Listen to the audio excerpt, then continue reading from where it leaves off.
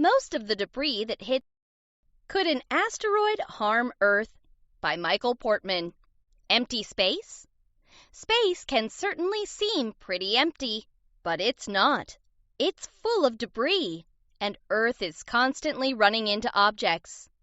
Every day, Earth gets hit by more than 100 tons, 91 T, of rocks and metal from space.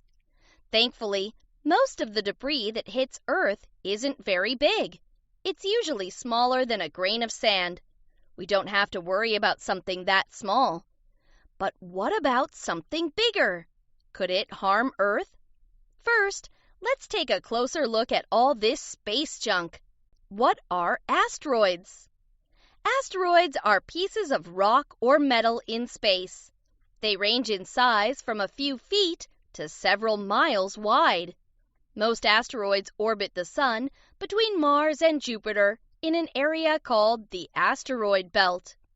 There might be billions of asteroids, but so far, astronomers have only found a small fraction. Not all asteroids are located in the asteroid belt. Some have different orbits that bring them close to Earth. The gravity of other planets can sometimes cause asteroids to change course and head toward Earth. Meteoroids and comets. Meteoroids are basically small asteroids. Meteoroids are created when asteroids collide or crash together and break apart. If a meteoroid reaches the surface of a planet or moon, it is called a meteorite. Comets are balls made of rock and ice. They're nicknamed dirty snowballs. A comet's orbit may change when it passes near giant planets, such as Neptune, Uranus, Saturn, and Jupiter. The gravities of these planets tug on comets. This makes it hard for scientists to know the path of a comet. Shooting stars. Have you ever seen a shooting star in the night sky? What we call shooting stars aren't really stars at all. They're actually meteoroids that fall into Earth's atmosphere. Astronomers call the trail of light the meteoroid creates as it falls a meteor. Where does the light come from? The meteoroid is moving very, very fast, up to 45 miles, 72 kilometers per second. Friction between the meteoroid and matter in the atmosphere produces great heat. This causes the meteoroid to burn up and give off light as it falls. A bad day for dinosaurs. Many scientists believe that an asteroid 6 miles, 9.7 kilometers wide, hit Earth about 65 million years ago. As it headed to Earth, it created a huge fireball, burning nearly everything in its path. It landed in Mexico. The explosion the asteroid created was many times more powerful than all the atomic bombs in the world put together. The impact sent molten rock and steam high into the air. Smoke and dust filled the air, blocking sunlight. Temperatures dropped, killing the dinosaurs. Craters. The craters on the moon are examples of asteroid impacts. For many years, scientists believed that volcanoes, not asteroids, created the moon's craters. Craters don't last as long on Earth because the surface is always changing. Water washes away craters, and plants can cover them up. Meteor Crater in Arizona is the best-known example of an asteroid crater on Earth. An asteroid collided with Earth at that spot about 50,000 years ago. Because it's in a desert, it hasn't been washed away or covered with trees. Powerful punch. A house-sized asteroid would be about as powerful as the bomb dropped on Hiroshima, Japan, during World War II. That's strong enough to flatten buildings within a mile of it. A mile-wide asteroid traveling at great speed would be 10 million times worse.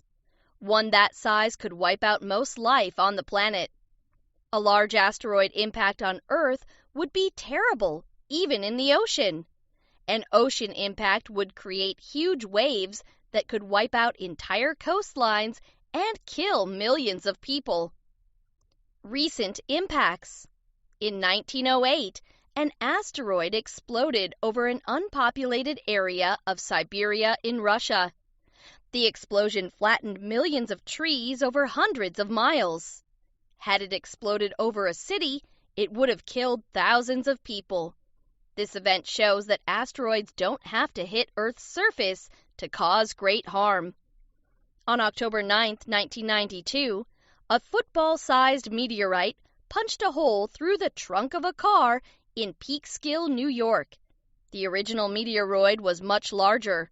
Fortunately, most of it burned up before it landed. Near-Earth objects. Asteroids, comets, or meteoroids that come close to Earth are called near-Earth objects. So far, astronomers have discovered almost 9,000 near-Earth objects. Scientists and astronomers use a combination of ground and space telescopes to track them. Near-Earth objects that come very close to Earth are called potentially hazardous objects. This means it's possible the objects are dangerous, even if it's unlikely. Astronomers know of about 1,300 potentially hazardous objects. Improved telescopes could help find more near-Earth objects. What can we do? If astronomers spot an asteroid on a collision course with Earth, what can we do? There are several ideas. One popular plan is to launch a nuclear bomb to blow up an approaching asteroid. Some scientists think that trying to blow up an asteroid might be too risky. They're afraid that an explosion would break an asteroid into pieces, creating more asteroids headed for Earth.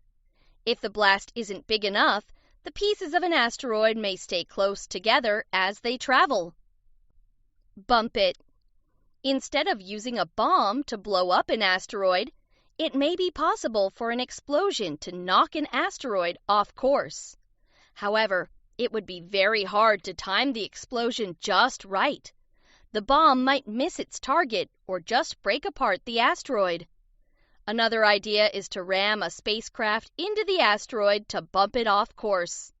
In 2005, NASA, National Aeronautics and Space Administration, was able to crash a spacecraft into a comet so they could study it. Pull it off track. Perhaps a better idea is to send a rocket to an asteroid, but not to blow it up. Instead, the rocket would orbit the asteroid. The orbiting rocket's gravity could slowly pull the asteroid off course. This kind of spacecraft is called a gravity tractor. On April 13, 2029, an asteroid named Apophis will pass very close to Earth. When it passes again in 2036, it may be close enough to be considered a potentially hazardous object. Until then, scientists will keep a close watch on it. The clock is ticking. It's only a matter of time before another asteroid hits Earth. If it's big enough, it'll cause terrible harm or even destroy life as we know it. Fortunately, collisions with giant asteroids are very rare. After all, it's been about 65 million years since an asteroid wiped out the dinosaurs. Currently, there's no government program in place to stop an asteroid or comet of any size from hitting Earth, but astronomers will keep watching the skies in search of any danger.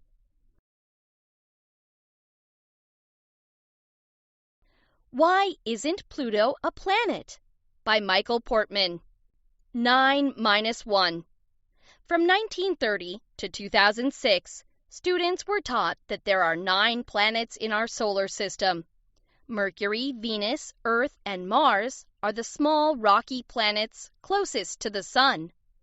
Farther out are the gas giants, Jupiter, Saturn, Uranus, and Neptune. Beyond Neptune is the tiny icy world of Pluto. Pluto was our 9th planet.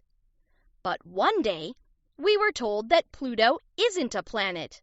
There are only 8 planets in our solar system. What happened? Why isn't Pluto a planet? Read on to find out. Planet X.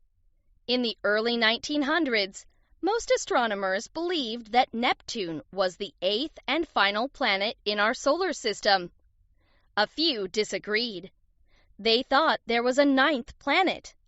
They believed that another planet was causing the orbits of Uranus and Neptune to change very slightly. An American astronomer named Percival Lowell used the name Planet X for this mysterious planet. In 1930, astronomer Clyde Tombaugh made a discovery while working at Percival Lowell's observatory. He discovered Planet X. Ice world.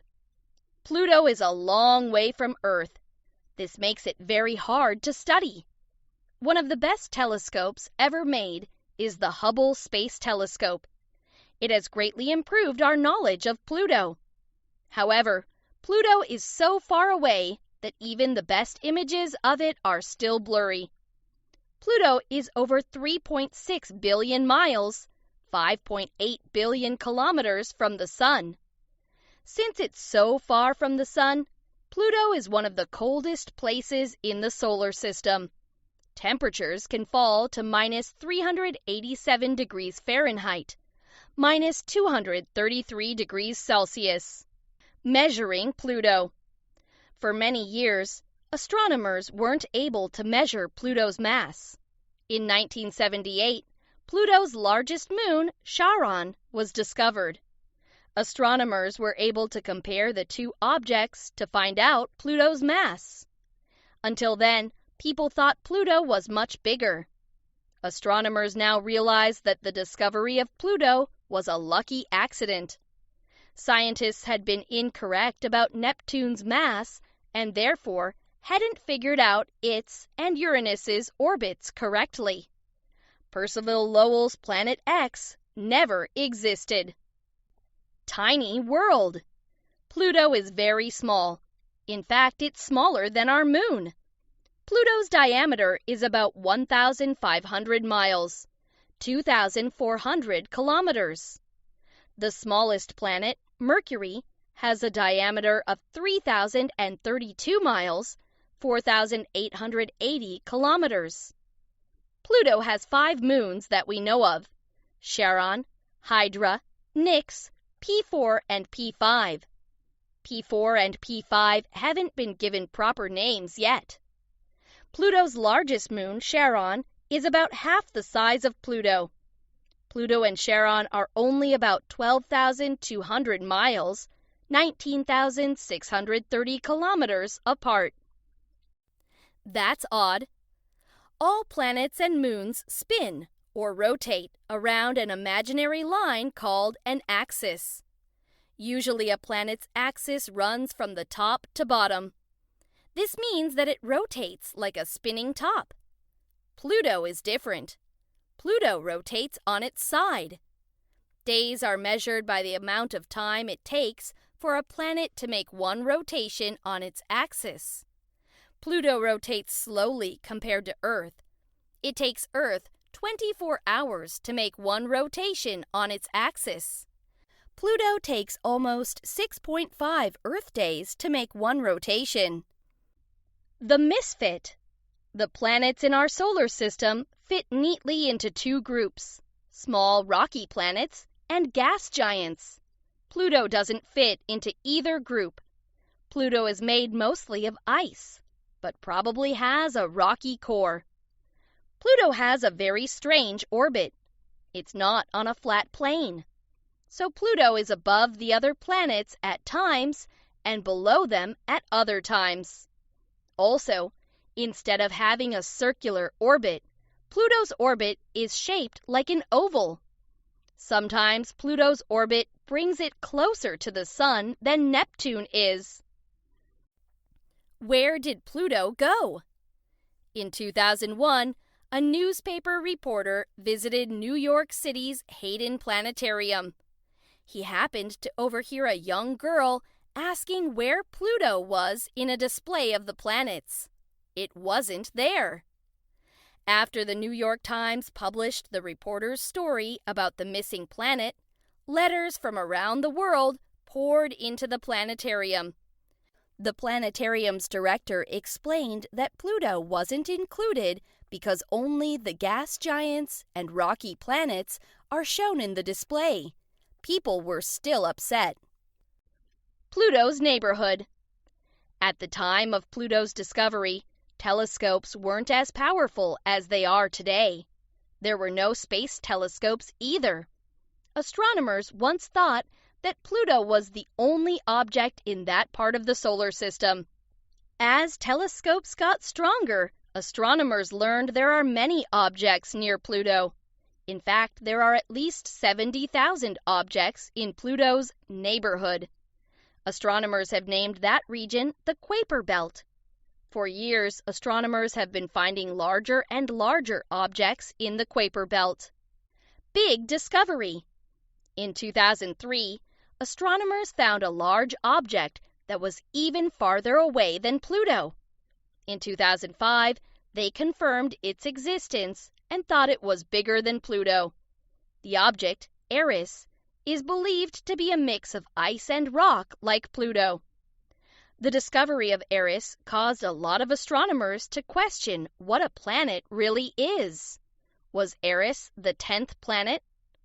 At the time, there was no clear definition of a planet. Astronomers from around the world agreed that a decision had to be made. Time to vote. In August 2006, the International Astronomical Union, IAU, held a conference. They voted on different definitions of a planet. One possible definition would have given us a lot more planets. Another definition would have kept the number at 9. A third possible definition would reduce the number to 8. The conference voted for the third definition. The number of planets in our solar system was reduced to 8. Just like that, Pluto was no longer a planet. The dwarf planets. The IAU agreed that in order for an object to be called a planet, it must pass 3 tests. First, the object must orbit the sun. Next, the object must have become round due to the force of its own gravity. Finally, it must have cleared out all the objects other than moons in its path. Pluto only met the first 2 parts of the definition. It was too small to clear out all the objects in its neighborhood. Pluto was called something new, a dwarf planet. New horizons. There is still much we don't know about Pluto. Since its discovery in 1930, Pluto has remained a dark and mysterious world. In 2006, NASA, National Aeronautics and Space Administration, launched a spacecraft made to study Pluto. The New Horizons spacecraft will fly past Pluto in 2015. New Horizons will take the first close-up images of Pluto and its moon Charon. Afterwards, it will move on to study other objects in the Kuiper Belt. Where Did the Moon Come From? By Michael Portman. Our moon. The moon is Earth's closest neighbor. It outshines everything else in the night sky. Throughout history, the moon has been both a guide and a timekeeper. Some ancient people even thought the moon was a god. People dreamed of making a journey to the moon. In 1969, that dream came true. Over the course of history, we've learned a lot about the moon, but much still remains a mystery. We're still trying to answer the big question: where did the moon come from? Many moons. There are at least 146 moons in our solar system. A moon is any natural object that circles or orbits a planet. Some planets have many moons. Earth has just one. The moon is about 2,160 miles, 3,475 kilometers across. That's about 1/4 the size of Earth. Since the moon is close to Earth, it can seem bigger than it actually is. The moon appears to be the same size as the sun. The sun is much bigger, but it's also much farther away. Hold steady. In many ways, Earth depends on the moon. Life as we know it would be much different without it. Because of gravity, everything in space is in a constant game of tug-of-war. The moon's gravity pulls on Earth, and Earth's gravity pulls on the moon. Because Earth isn't perfectly round, it wobbles as it spins or rotates. The moon's gravity slows Earth's wobble. This has allowed Earth to have comfortable and steady weather. Early observations. In ancient times, some people believed the moon was a bowl of fire. Others thought it was a giant mirror. Many thought the moon had oceans and even life. In the 1600s, the Italian astronomer Galileo was the first person to use a telescope to study the moon. During Galileo's time, many people thought the moon was smooth. In 1609, Galileo noted that the moon was covered with mountains and valleys, much like Earth is. Seas on the moon. When we look at the moon, we see areas of light and dark. Long ago, some people believed the light areas were land masses and the dark areas were oceans. The light areas are the lunar highlands. The lunar highlands are rocky and covered with bowl-shaped dents called craters. The dark areas are called maria. Maria is the Latin word for seas. In fact, the lunar maria were once seas of hot liquid, or molten rock. When the rock cooled, it formed flat, dark areas of rock. Hot rocks. When the moon was young, much of it was made of molten rock. The rock cooled quickly to form a solid surface. However, for more than 1 billion years, lava continued to pour out of lunar volcanoes. Finally, the volcanoes stopped. All this contributed to the solid surface we see today. The top layer of the moon is called the crust. Below the crust is a layer called the mantle. At the center of the moon is its core. Scientists believe magma is still near the moon's core. Silent world. A thick layer of gases called the atmosphere surrounds Earth. There's no atmosphere around the moon. There's no lunar wind, rain, or snow. The sky is always black. Without air, sound cannot travel on the moon. The moon is a lifeless, silent place. Since there's no wind or liquid water on the moon, its surface changes very, very slowly. The moon is covered in a layer of powdery soil and scattered rocks. Dust on the moon can sit in the same place for hundreds of years. Early theories. In the 1800s, some scientists believed Earth had once spun so fast that a large chunk broke off. They thought this chunk became the moon. However, Earth offers no proof it ever rotated this quickly. Another theory was that the moon and Earth formed near each other at the same time from the same matter. However, while Earth and the moon share some matter, there are differences too. For example, the moon doesn't have as much iron. Also, scientists think the moon is younger than Earth. The capture theory. In the early 1900s, some scientists began to think that the moon was once a planet. They believed it was captured by Earth's gravity as it flew past. However, this theory has several flaws. Earth's gravity isn't strong enough to capture something the size of the moon. It wouldn't have been able to slow down the moon quickly enough. The moon would have collided with Earth instead. The odds of the moon gently entering an orbit around Earth are very unlikely. One giant leap. On July 20th, 1969, U.S. astronauts Neil Armstrong and Edwin Buzz Aldrin became the first people to set foot on the moon. They explored one of the lunar maria called the Sea of Tranquility. Between 1969 and 1972, 12 astronauts walked on the moon. The astronauts brought back about 2,200 moon rocks, weighing 842 pounds, 382 kilograms. These samples were important clues in learning how the moon was formed. Rocks can tell the story of how moons and planets were made. Moon material. Scientists didn't know exactly what the moon was made of until the astronauts brought back rock and soil samples. The samples showed that the moon has rocks similar to those on Earth. Volcanoes created most of the moon rocks. Rocks made of cooled lava are called igneous rocks. The lunar maria are made of igneous rocks called basalts. The lunar highlands are mostly made of igneous rocks called anorthosites. Basalts and anorthosites are found on Earth, too.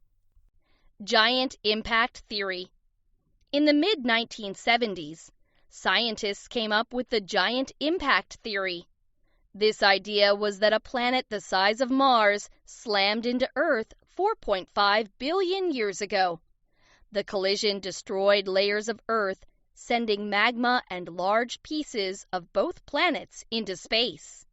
The debris orbited Earth in a clump and finally formed a ball of molten rock. This chunk cooled down and became the moon we see today. Most scientists agreed that this was the best explanation for how the moon was formed. Moon mystery. Despite years of study, we still aren't entirely sure how the moon was formed. Recently, some scientists have suggested that the giant impact theory has flaws too. If a collision did occur, both Earth and the moon should have pieces of the object that hit Earth. So far, scientists have been unable to find proof. They think that the moon could have formed from Earth alone. One thing is certain, much more exploration must be done to solve the mystery of how the moon was formed. 20 Fun Facts About Earth's Resources by Sarah Makajewski. Survival naturally. We breathe air. We drink water. We use rocks to build. These things sound simple, right? You may not realize it, but you couldn't survive on Earth without these things. In fact, the reason many places in space don't have plants or animals is because they don't have these things. Air, water, and rocks are all natural resources. A natural resource is something found in nature that people use. Some natural resources keep us alive, like the sun's heat. Others improve our lives, like gold and other metals found in the earth. Our sun. Fact 1. It takes sunlight 8 minutes to reach Earth. The sunlight you see is actually 8 minutes old. Without the light and heat from the sun, Earth would be a cold, dark, lifeless place. Most forms of life need sunlight to survive. Fact 2. Sunlight is food for plants. Just like us, plants need energy to live. But they don't get energy from food like we do. Plants get their energy from sunlight and use it in a process called photosynthesis. Wonderful water. Fact 3. Earth has the same amount of water today that it did when the planet was formed.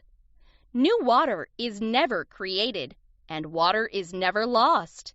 Instead, water is always moving through a cycle or chain of steps called the water cycle. Wind and air. Fact 4. Wind turbines can be as big as the Statue of Liberty. A wind turbine is a big machine that turns wind into power. It can be more than 260 feet, 79 meters tall. The blade of a wind turbine can be over 160 feet, 49 meters long. Fact 5. Wind passing over one wind turbine can power about 500 homes. Wind is an important source of energy because it doesn't create pollution. Wind is also free and it will never run out. So wind energy is good for Earth. Fossil fuel factoids. Fact 6. Fossil fuels began forming when dinosaurs roamed Earth. As the name suggests, fossil fuels are really old, perhaps even 300 million years old. These sources of energy are made up of broken-down remains from organisms that lived long ago. Organisms are living creatures, such as plants and animals. Fact 7. Over 80% of the energy we use is supplied by fossil fuels. Fossil fuels provide us with the fuels that power cars, trucks, buses, boats, and planes. In homes, heat and electricity often come from fossil fuels. Fact 8. Coal takes hundreds of millions of years to form. Coal comes from plants that lived hundreds of millions of years ago. After the plants died, layers of sediment, dirt, and rocks slowly covered them. Over time, heat and weight turned the plants into coal. Today, coal contains all the energy of those ancient plants. Fact 9. Coal was discovered in China nearly 4,000 years ago. People who have studied history think this was the first time people burned a fossil fuel. Since then, coal has become one of the most used natural resources. This black rock is used all over the world as a source of heat and electricity. Fact 10. Oil is a thick, gooey liquid made of plant and animal remains. Oil is also called petroleum. It's made when organic matter piles up at the bottom of oceans and rivers and slowly changes over millions of years. Fact 11. Oil is found deep within layers of rocks. Oil companies remove oil from the ground by digging deep wells. The oil is pumped out and carried away through big pipes or on ships. Factories, called refineries, turn the oil into gasoline. Gasoline is the liquid fuel for cars, trucks, and boats. Rock-solid iron. Fact 12. About 6% of Earth's crust is made of iron. Iron is an element that's found all over the planet and deep inside it. Rocks that have iron are called iron ore. They can be rusty red, yellow, purple, or black. Fact 13. Iron is used to make steel, one of the strongest things to build with. Steel is a very strong metal that lasts for many years. It's used to make machines, tools, cars, trucks, buildings, including skyscrapers, and more. About 98% of iron ore taken from the earth is used to make steel. Supersoil. Fact 14. The ground beneath our feet isn't just dirt, it's a living, breathing home. Full of important nutrients and minerals, soil is necessary for all kinds of life. It filters our water and stores gases that we need to breathe. Healthy soil produces healthy, strong plants. Fact 15. Worms keep the soil healthy. Worms are very important. They create air pockets and put important nutrients back into the soil. Soil that contains a lot of worms is very healthy. We need plants. Fact 16. Wood is used to make about 10,000 things we use, from paper to furniture to houses. Wood is an important building material. For hundreds of years, people have been cutting down trees to use them for building and making tools that help us live. Fact 17. Rainforests only cover about 6% of Earth's surface, but they're very important. Rainforests keep our water and air supplies healthy and clean. They control Earth's weather patterns. They're home to over half the world's animal species and 2/3 of its plant species. Fact 18. Most of your clothing is made of plants. Cotton and linen are both materials that come from plants. Their fibers are gathered and used to make shirts, pants, dresses, shorts, and more. Today, cotton is the plant that's most used to make clothes. Fact 19. Plants give us everything we need to survive, such as food and oxygen. People have even been using plants to treat illnesses and make pain go away for thousands of years. Many resources. Fact 20. People can use only about 1% of Earth's water. Almost 97% of Earth's water is salt water. The rest is fresh water, or water that doesn't have salt. Around 2% of fresh water is locked in glaciers and ice caps. The rest is for us to use for everything from drinking and bathing to cooking and cleaning. Protect the planet. Earth's resources help our lives and improve our living conditions. Whether they're renewable or not, resources are necessary for survival. When we think about our planet's resources, it's important to remember that it's not just people who use them. We share our planet with plants and animals that need these resources to survive too. It's important to protect our natural resources. If we don't, we risk destroying the planet we all call home.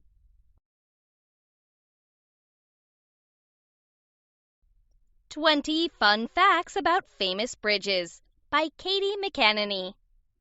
Breathtaking bridges. Bridges connect places, people, and things. People use them every day. Bridges span or cross deep valleys, wide bodies of water, and even tall buildings. Types of bridges include arch bridges, suspension bridges, and beam bridges, and each one is a wonder of engineering. Some bridges are hundreds of feet above water or land, and some dip into underwater or underground tunnels. Some bridges have ended in disaster, and a few have lasted for thousands of years. Each bridge in this book has a story and science behind it. World's oldest bridges. Fun fact 1. The Archidiko Bridge in Greece is over 3,000 years old. The Archidiko Bridge in Greece is one of the oldest surviving bridges in the world. It was probably built around 1300 BC. Greeks built this bridge as part of a system of military roads. Fun fact 2.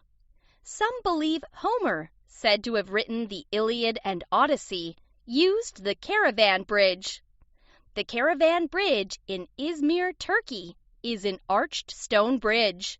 It was built around 850 BC, about when Homer is said to have lived. So this bridge is over 2,800 years old. Renaissance bridges. Fun fact 3. Many didn't think the Rialto Bridge of Venice, Italy would last. The Rialto Bridge was built in the late 1500s over the Grand Canal, the main waterway through Venice. It has no middle support, so many thought it would fall. It's still standing. Fun fact 4.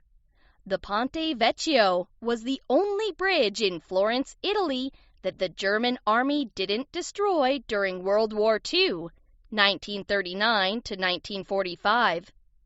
Completed in 1345, the Ponte Vecchio was the first segmental arch bridge in the Western world.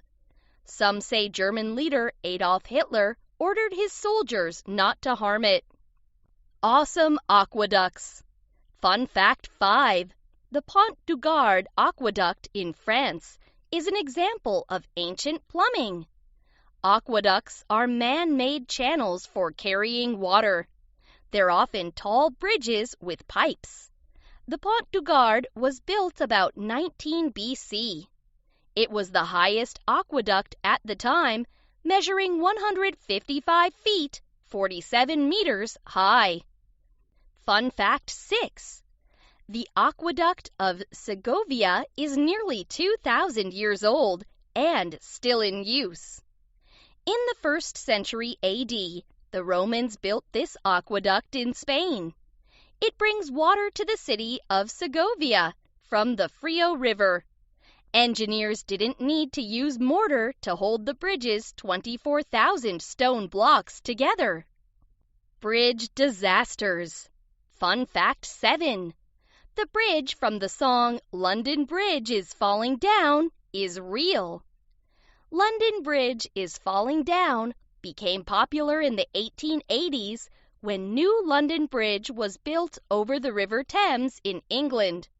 However, many bridges have been built over the Thames since the 1100s, and some did collapse or fall down. Fun fact 8.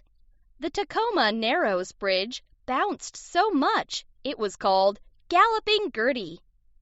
This bridge in Washington State was a suspension bridge, which means its roadway was supported by cables attached to towers.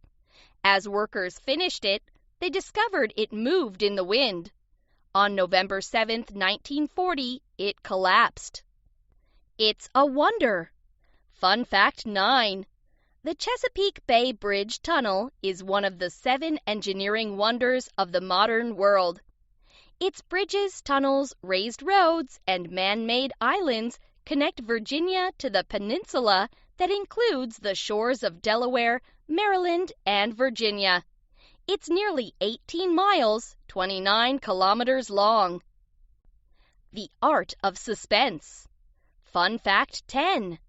When it was built in 1937, the Golden Gate Bridge was the longest suspension bridge in the world. The Golden Gate Bridge in San Francisco, California, is almost 2 miles, 3.2 kilometers long. It's still the second longest suspension bridge in the United States. Only the Verrazano Narrows Bridge in New York City is longer. Fun fact 11. The Akashi Kaikyo Bridge, the longest suspension bridge in the world, is nearly 4 times the length of the Brooklyn Bridge. The Akashi Kaikyo Bridge in Japan connects the city of Kobe on the island of Honshu to the city of Iwaya on the island of Awaji. The bridge is 12,831 feet, 3,911 meters long. World's longest. Fun fact 12. The Danyang Kunshan Grand Bridge in China is the longest bridge in the world. The Danyang Kunshan Grand Bridge is 102 miles, 164 kilometers long. It's a viaduct, which is a long bridge usually supported by arches or posts that carries a road or railway over water, valleys, or roads. Fun fact 13. The Lake Pontchartrain Causeway in Louisiana is the longest bridge in the world that runs continuously over water. Louisiana is home to the Lake Pontchartrain Causeway, 2 side-by-side bridges. The longer bridge is almost 24 miles, 39 kilometers long. It's continuous, meaning it isn't split into parts and runs completely over water. American Marvels. Fun fact 14. In 1884, circus showman P.T. Barnum led 21 elephants over the Brooklyn Bridge. In 1883, thousands of people were walking on the Brooklyn Bridge. Suddenly, some thought it was going to collapse. 12 people died as everyone tried to escape. The next year, Barnum's elephants proved the bridge was safe. Fun fact 15. California's Coronado Bridge won a prize for the most beautiful bridge in America. Coronado Bridge connects San Diego to the island of Coronado across San Diego Bay. The curving bridge has become a famous sight. 30 concrete towers support the deck, which stands 200 feet, 61 meters above the water. Super sea bridges. Fun fact 16. The Hong Kong-Zhuhai-Macau Bridge uses as much steel as 60 Eiffel Towers. This bridge is the longest sea bridge. It stretches 34 miles, 55 kilometers. It connects Hong Kong to mainland China. Engineers built the bridge, an undersea tunnel, and 2 islands to make the crossing possible. Fun fact 17. The Øresund Bridge across the Flint Channel is the longest combined road and rail bridge in Europe. The Øresund Bridge carries both vehicles and a railway between Sweden and Denmark. The bridge is about 10 miles, 16 kilometers long, and connects to a man-made island and a tunnel. Bridges with views. Fun fact 18. You can climb the Sydney Harbour Bridge for the best view in Sydney, Australia. The Sydney Harbour Bridge is the largest steel arch bridge on Earth. It allows cars, bicycles, trains, and walkers to cross into Sydney. If you're brave, you can climb its arch. Fun fact 19. People bungee jump from the Victoria Falls Bridge in Africa. The Victoria Falls Bridge crosses the Zambezi River between the countries of Zambia and Zimbabwe. When it opened in 1905, the bridge was the highest in the world at 420 feet, 128 meters off the ground. Fun fact 20. More than 2 million people visit the Benson Bridge in Oregon each year. Multnomah Falls is a popular natural landmark in Oregon. The 635-foot, 194-meter waterfall is the tallest in the state. People can walk 100 feet, 30 meters above the lower pool by crossing Benson Bridge on foot. Making connections. From ancient arch bridges to modern suspension bridges, you've read and seen how bridges have changed over the years. Engineers of today use strong materials such as concrete and steel and clever designs or plans to make sure bridges will last and look good. However, all bridges are engineering marvels in their own ways, helping us make connections in our world. Whether we're walking, driving, or traveling by rail, bridges often help us get where we need to go. Our world wouldn't be the same without bridges. Coding for Digital Security by Patricia Harris. Stop, thief! Bank robberies may seem like things of the past, but they still happen.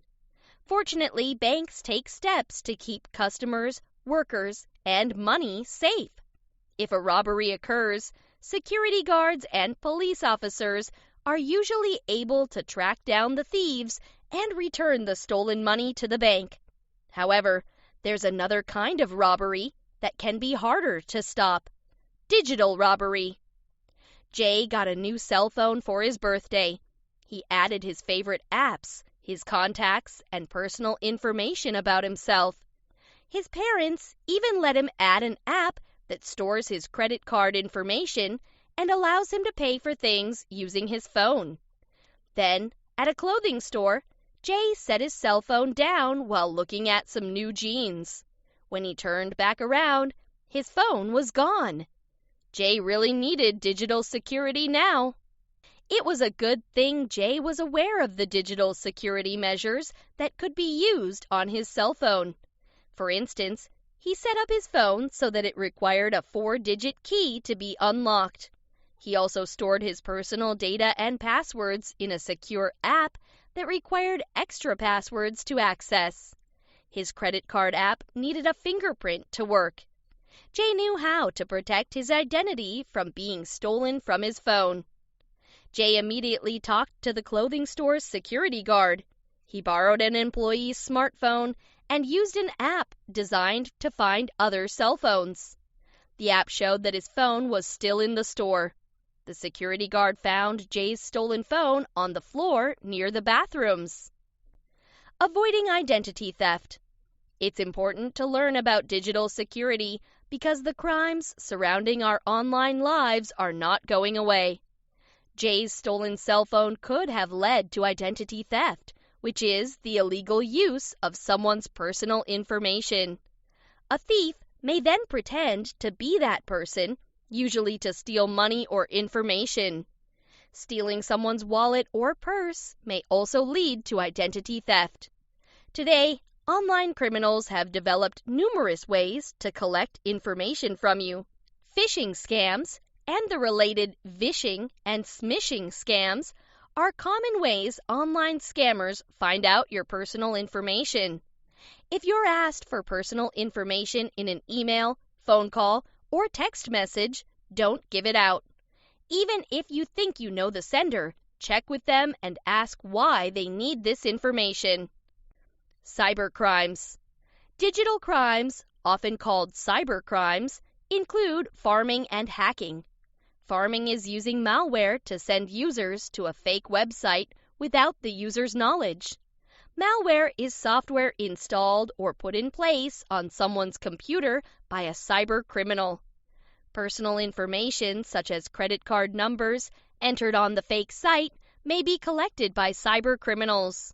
Cyber criminals may also hack into business or government databases to steal passwords. Stolen passwords are then used to steal even more information. In a denial of service (DOS) attack, a hacker uses a computer and internet connection to send many information requests to a target.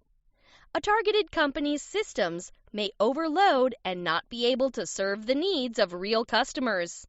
The systems may even stop working entirely. Internet of Things. Many different products use computer technology today. Cars use many kinds of computers. Some cars are equipped with GPS systems and computers that can call for help if the driver has an accident. You can even buy refrigerators with computers installed in them.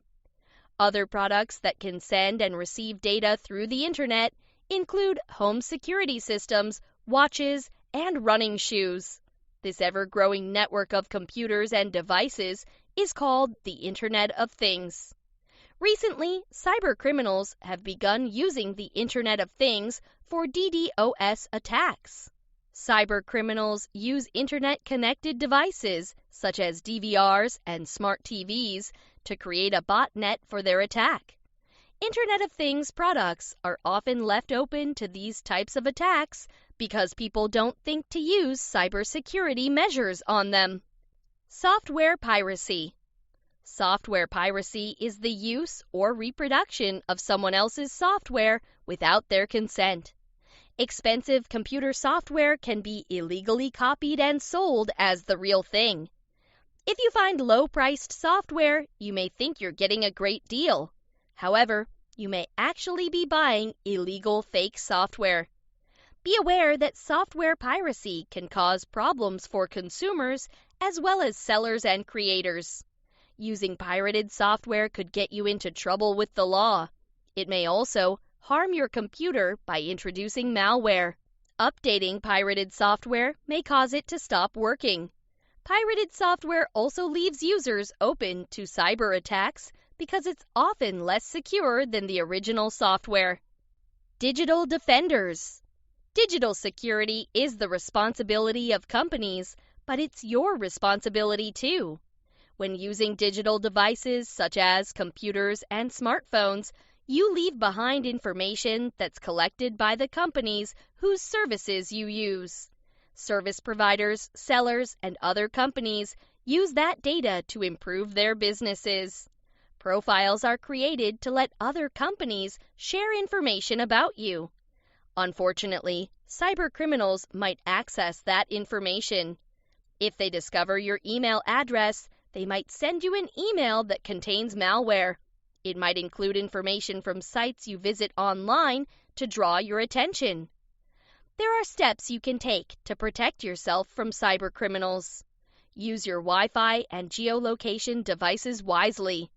Check your privacy settings on social networking sites. Avoid websites that don't appear safe or reliable. When it comes to digital security, you can start by using passwords wisely. You should never share your passwords with friends. Don't store your passwords in a school notebook or in an app that's not password protected. Use password manager software to store them. Strong passwords have at least 8 characters that include capital letters, lowercase letters, numbers, and symbols. Don't use a single word from the dictionary, and don't reuse passwords.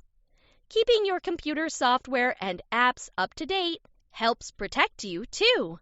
Updates are often written in response to possible security problems. You can also use security tools to check your email and downloaded files. These tools include antivirus software and malware removal software. Protecting companies and the government.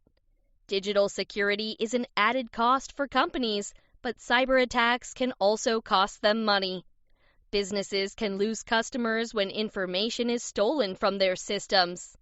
They lose sales when their systems are hit with DDoS attacks. The cost to the government can also be high, especially when cyber criminals attack national security sites. One way to improve digital security is encryption of data. Encryption is a way to turn information or data that anyone can read into information or data that must be unlocked with a key or special code. A system may use one of many encryption algorithms to change plain data into encrypted data. You may see https:// before a website address. The S stands for secure, and that means the data has been encrypted. A growing problem. Even if computer users, individuals, companies, and governments follow all security measures, they may still fall victim to a cyber attack. Unfortunately, it's becoming increasingly difficult to provide effective digital security. There are several reasons for this. The internet is being used more and more. People are buying and selling goods, connecting with friends and business associates, storing medical records, handling banking, seeking information, and doing many other tasks online. Smartphones have introduced a new point of access for cyber criminals who steal phones or hack into the phone system. Some companies look for security entry points and sell them, sometimes to people who use them for illegal purposes. Cyber attacks on businesses are on the rise. Often they're attacks by people outside a business, but sometimes they're attacks by people who work within a company. Computers are becoming faster, and that helps everyone work faster, including cyber criminals. If you think you've been the victim of a cyber attack, take action quickly.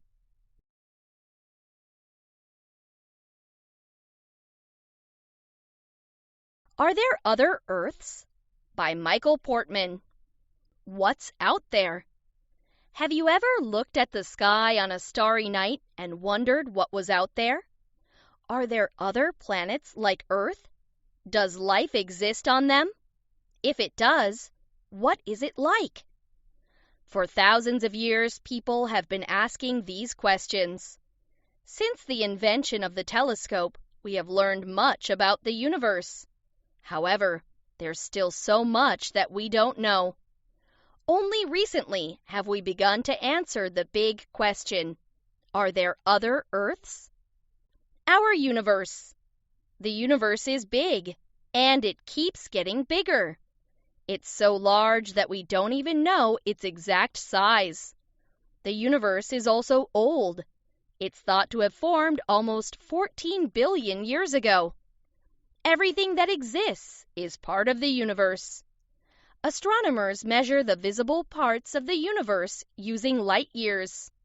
A light year is the distance light travels in 1 year. Scientists think it would take light about 93 billion years to cross the visible universe. Galaxies and stars. The universe contains billions of galaxies that each have millions or billions of stars. We live in a spiral-shaped galaxy called the Milky Way.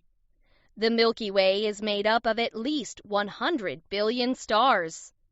A star is a ball of super hot gas.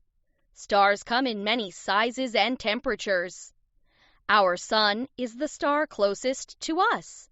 Less than 5% of the other Milky Way stars are bigger or brighter than our sun. Cooler, smaller stars with a reddish glow are called red dwarfs. The solar system. A solar system is made up of planets, moons, and anything else that orbits a star. There are 8 planets in our solar system. The 4 planets closest to the sun are the small, rocky planets of Mercury, Venus, Earth, and Mars. The next 4 planets are Jupiter, Saturn, Uranus, and Neptune. These gas giants don't have a solid surface, but may have a solid core. They're mostly made up of a swirling mix of hydrogen and helium gas. The Goldilocks zone. Do you remember the fairy tale about Goldilocks and the 3 bears? In order for a planet to contain life, it has to be in just the right spot in the solar system. Scientists have nicknamed this spot the Goldilocks zone because the planet won't be too hot or too cold there. The zone is just the right temperature to contain liquid water. Water is necessary to support life as we know it. The Goldilocks zone is also called the habitable zone. Habitable means it's fit to be lived in. Too hot, too cold. The Goldilocks zone in our solar system lies between Venus and Mars. Earth sits comfortably in the middle of the Goldilocks zone. Venus is just a little too close to the sun. That makes it too hot for liquid water. Mars is too far from the sun. Water on Mars's surface is frozen. Venus and Mars are both very similar to Earth in size. In fact, Venus has often been called Earth's twin. However, neither Venus nor Mars contains life as far as we know. Exoplanets. For hundreds of years, astronomers suspected there were other planets outside our solar system. They called these planets exoplanets, or extrasolar planets. Unfortunately, they had no way to prove that exoplanets existed. That's because space is too big, stars are too bright, and planets are too dim. Even our strongest telescopes can't see them. From a long distance, the light from a star outshines any nearby planets. Since exoplanets can't be seen directly, astronomers have come up with other ways of finding them. Planet hunting. In the 1990s, astronomers discovered the first exoplanets. Astronomers didn't find the exoplanets by spotting them through a telescope, though. Instead, they found them by watching stars. Planets and stars play a never-ending game of tug-of-war. A star's gravity pulls the planet while the planet tries to break free. This is what causes a planet to orbit a star. It also causes the star to wobble just the tiniest bit. Astronomers have been able to detect this wobble and guess that a planet caused it. Hot giants. Within a few years, more and more exoplanets were discovered. Some were labeled hot Jupiters. These are gas giants about the size of Jupiter that orbit their stars very closely. Life as we know it couldn't exist on planets like these. The more mass the planet has, the more it causes the star to wobble. This movement makes large planets easier to find.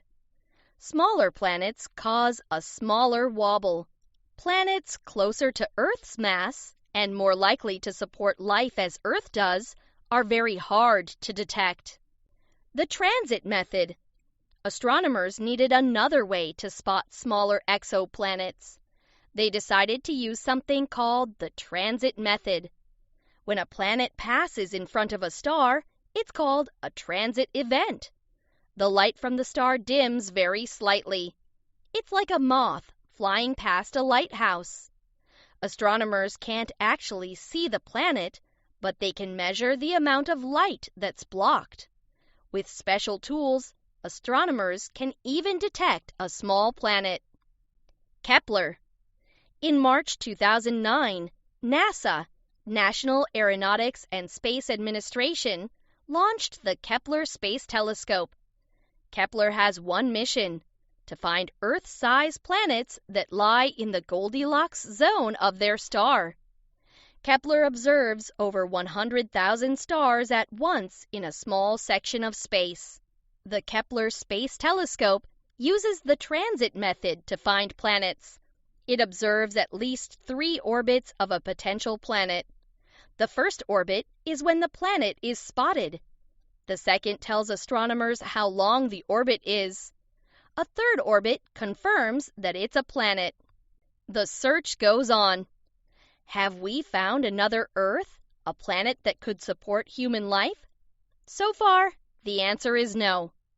Out of the hundreds of planets that have been discovered, only 4 could potentially hold life. These 4 planets, however, appear to have more mass than Earth. This means their gravity is much stronger. It would be impossible, or very, very hard, just to walk around. Even if these planets have oxygen to breathe, humans would have a tough time living there. Into the future. Ancient explorers used the stars to help guide them on journeys across the seas. Today, astronomers use the stars to guide them on their journey to find other Earths. In the 20 years since the first exoplanets were found, many new and exciting discoveries have been made. A true Earth-like planet may already be in the data collected by telescopes like Kepler. One day, we might be able to take a clear picture of the surface of an exoplanet. It could be just a matter of time before we discover life.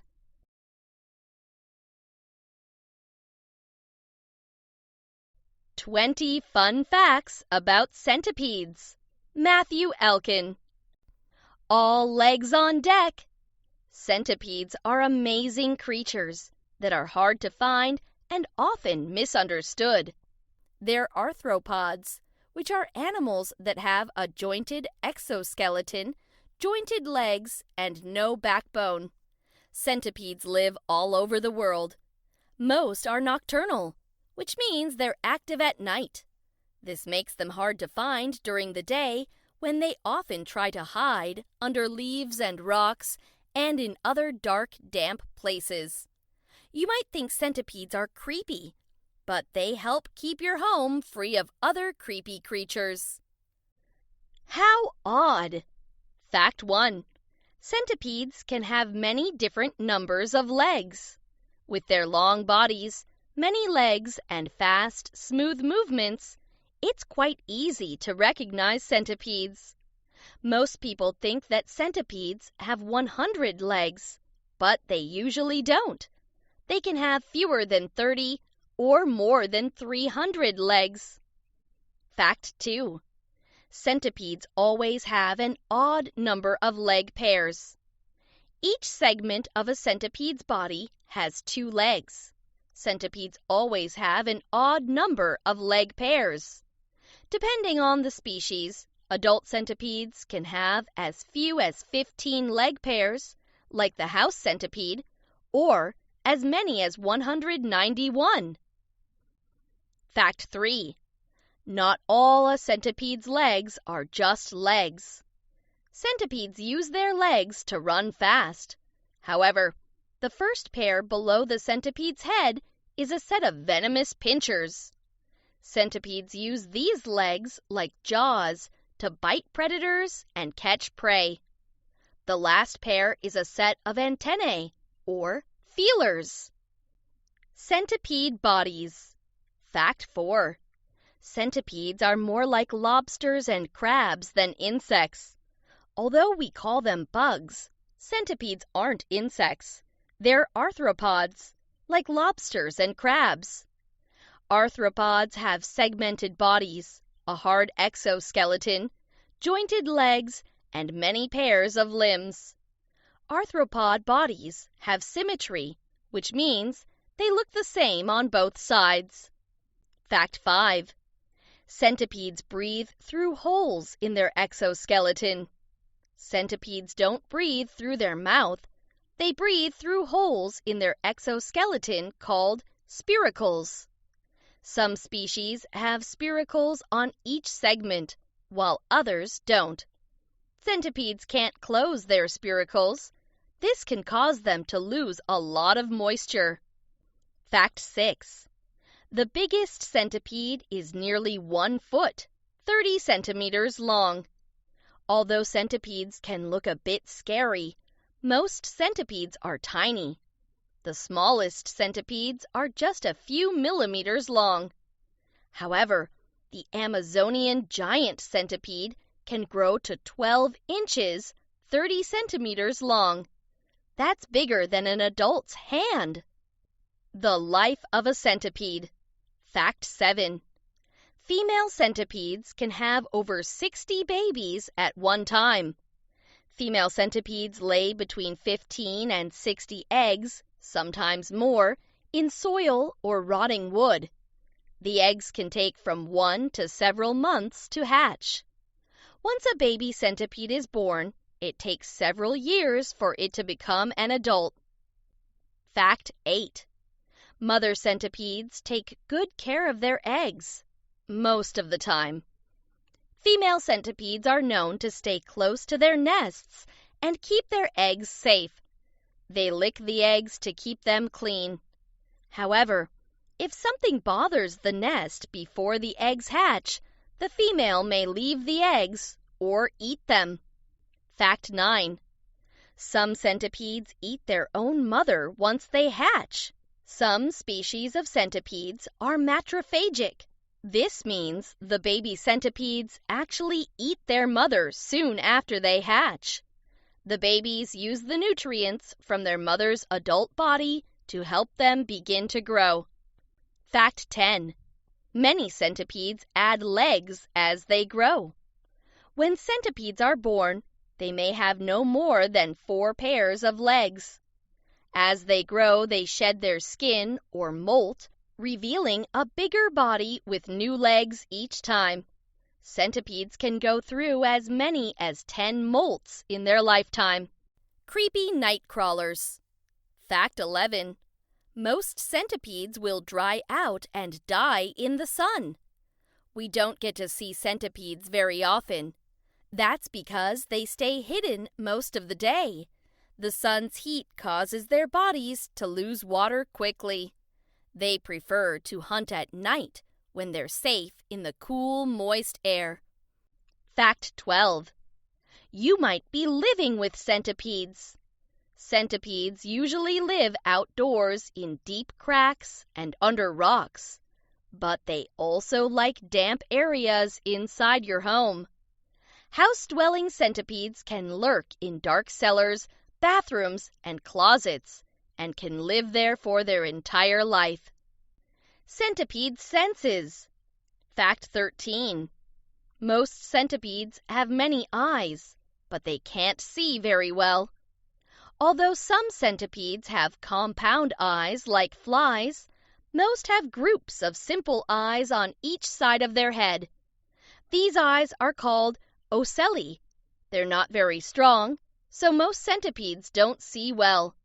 Some centipedes don't have eyes at all. Fact 14. Since they can't see well, centipedes rely on other senses to help them stay alive. Centipedes use their senses of touch and smell to move around and find prey. As nocturnal creatures, these senses help them to stay safe and well fed. Antennae at both ends of their body help them find their way around. Carnivorous creatures. Fact 15. Larger centipedes can catch snakes, birds, and bats. Centipedes are carnivores. That means they eat only meat. They feed mostly on smaller arthropods. Some of the larger centipedes have been known to attack and feed on frogs, toads, small mammals, snakes, birds, and bats. Fact 16. The centipede's venomous pinchers make them different from all other creatures in the animal kingdom. The centipede's venomous legs are called forcipules, and it's the only animal armed with them. Centipedes use their forcipules to inject a powerful venom into their prey. The larger the centipede, the stronger and more deadly the venom is. Fact 17. Centipedes can be dangerous to people who are allergic to bee stings. Centipede bites can be painful, but they're usually not deadly. Their venom is much more dangerous for small animals. Centipede bites can feel like painful bee stings. People who are allergic to bee stings can also have bad reactions to centipede venom. Centipedes for dinner. Fact 18. Centipedes are eaten by mammals, insects, reptiles, and people. Even though they're swift hunters, centipedes are prey for many larger predators. These include birds, toads, rats, spiders, and other centipedes. In some parts of the world, people enjoy munching on centipedes too. Many centipedes are stepped on by creatures that don't see them. Fact 19.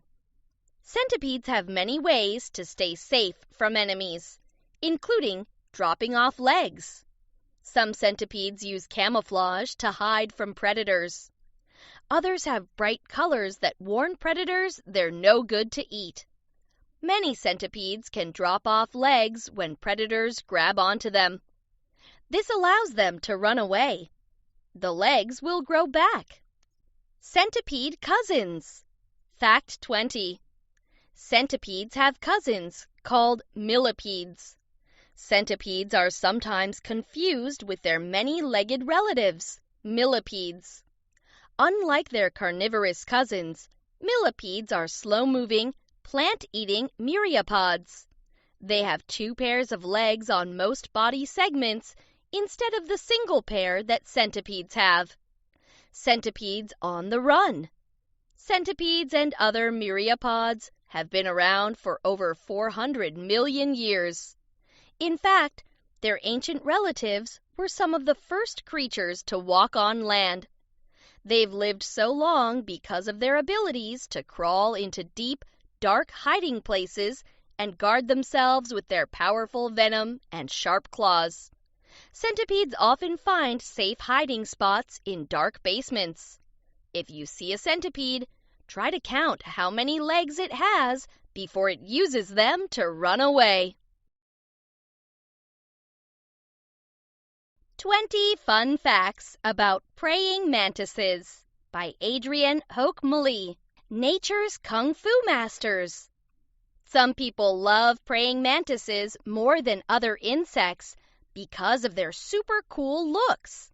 However, they can be hard to spot because they blend in so well with their surroundings. Many people think praying mantises look cool because they hold their front legs as if they're praying, or like they're about to do kung fu. Maybe that's why other bugs stay far away. This position allows praying mantises to be ready for a quick attack on their prey. Mantis bodies. Fact 1. A praying mantis's front legs are strong enough to crush some prey. A praying mantis's front legs can strike in 1/20th of a second. These strong, spiny legs can easily hold on to struggling prey. A praying mantis can easily crush a grasshopper or cricket with its front legs. Fact 2. Male mantises can fly, but females usually can't. A mantis has two large outer wings that protect two smaller inner wings. A male's wings are longer than a female's wings. Males can fly short distances to get away from predators. Female mantises are heavier. They jump and crawl, but they usually can't fly. I've got my eyes on you. Fact 3. Praying mantises have two kinds of eyes. A praying mantis's large eyes are positioned on the sides of its triangular-shaped head. They're very good at seeing everything around them, especially movement. Praying mantises also have three simple eyes between their two large eyes. These smaller eyes only sense light. Fact 4. Praying mantises see much better than many insects. The praying mantis's large eyes are compound eyes. They can detect quick movements and see objects as far as 50 feet, 15 meters away. Flies have compound eyes too, but many can only see objects clearly a few millimeters away. Who's in the hood? Fact 5. There are more than 2,000 species of mantises all over the world. Praying mantises can be found in many warm regions around the world. They're also found in cooler parts of North America and Europe. The California mantis is the only species that's native to the United States. Fact 6. The praying mantis is a close relative of the cockroach. Mantises are part of the Dictyaptera order of insects. This word comes from the ancient Greek words for net and wing. Cockroaches are also members of this order. Mantises and cockroaches have leathery wings and chewing mouthparts. Praying for prey. Fact 7. The praying mantis has a flexible neck and body. The praying mantis is very flexible. It can turn its head 180 degrees. This is an adaptation that helps the praying mantis locate and follow its prey. Just before it attacks, it sways its body back and forth. Fact 8. A praying mantis isn't praying. It's waiting for a meal to pass by. Like many other predators, the praying mantis ambushes its prey. The praying mantis's large, bent front legs look like a person praying. However, these arms are just waiting to spring out and grab a meal. The forelegs have spines to help hold wiggling prey in place. Hungry bugs. Fact 9. Praying mantises chew their food well. Certain insects, such as mosquitoes, butterflies, and honeybees, use mouthparts to suck up their food. Not praying mantises. They move their jaws sideways to chew live prey. They eat quickly, often leaving just a few limbs behind. Fact 10. Praying mantises sometimes kill and eat larger animals. Praying mantises aren't picky eaters. They eat almost any kind of insect. These predators creep up slowly on prey and then attack. They sometimes hunt small mice, frogs, lizards, hummingbirds, and even snakes. Listen up! Fact 11. A praying mantis's ear isn't on its head. The praying mantis has an ear in the middle of its abdomen. This ear helps the praying mantis detect sound waves that bats use to catch prey. When it hears the sounds, the praying mantis dives out of the way of the hungry bat. Fact 12. Praying mantises are acrobats. Once the praying mantis hears a bat, it takes off. It gets out of the way by opening its wings and diving down. Scientists have found that the louder a bat's signal, the more moves the praying mantis makes while fleeing. Fancy protection. Fact 13. A praying mantis's color allows it to hide in plain sight. Some can even change color. Green meadows are a great place for green praying mantises to hide. The damper the air is, the greener the mantis will appear. The ghost mantis looks like a dried-up leaf. The orchid mantis has legs that look like pink flowers. Fact 14. Praying mantises make themselves look larger to scare away enemies.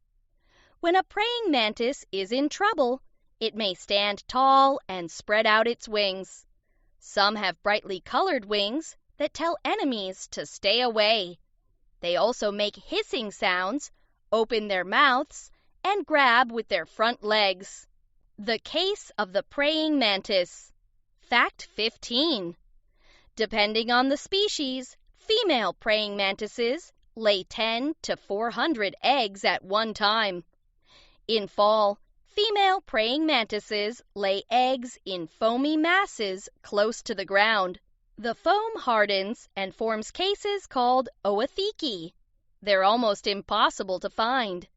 This protects the many tiny praying mantises, called nymphs, growing inside.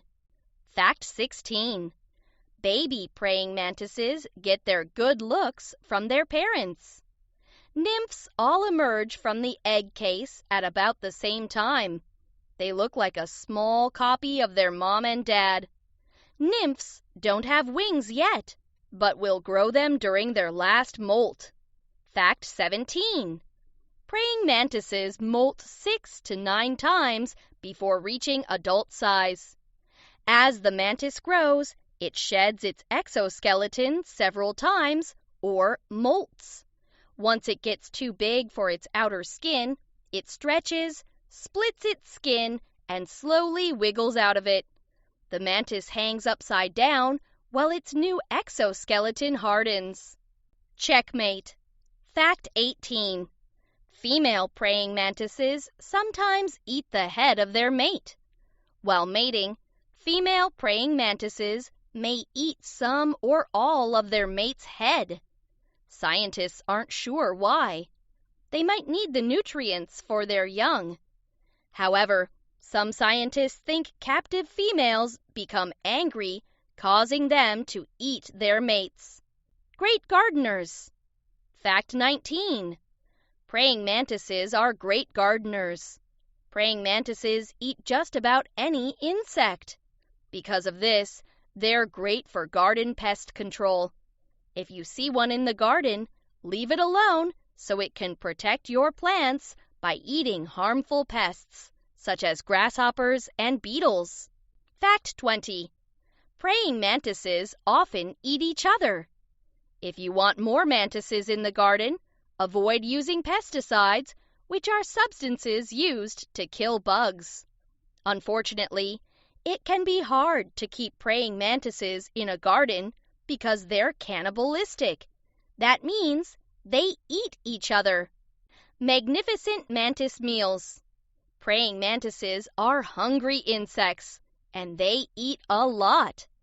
The size of the meal doesn't matter, since larger praying mantises have been known to hunt snakes up to about 20 inches, 50 centimeters long. The bar graph lists several of their favorite meals, although they eat much more. Close encounters. Praying mantises prefer to live in warmer climates around the world. Only 20 kinds live in North America, while Africa has 880 known species. They blend in with their surroundings so well that they're hard to see no matter where in the world you are. If you're lucky enough to come across a praying mantis, take the time to observe its weird body features and habits. Many people even think that praying mantises look like aliens from another world.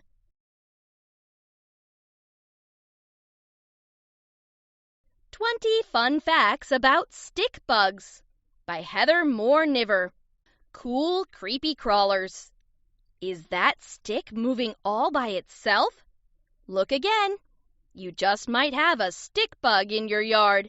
Stick bugs are sometimes called stick insects or walking sticks. These creepers look like plant parts, which helps camouflage them so they can hide from predators. Stick bugs and leaf insects are both part of the order or group called phasmids. Scientists have spotted more than 3,000 different kinds of stick bugs. They discover more stick bugs every year. Fact 1. A stick bug isn't just a stick. Like other insects, its body has 3 different parts. Stick bug bodies have 3 parts. The head contains its brain and mouth. 3 pairs of legs are attached to its thorax. So are wings if the stick bug has them.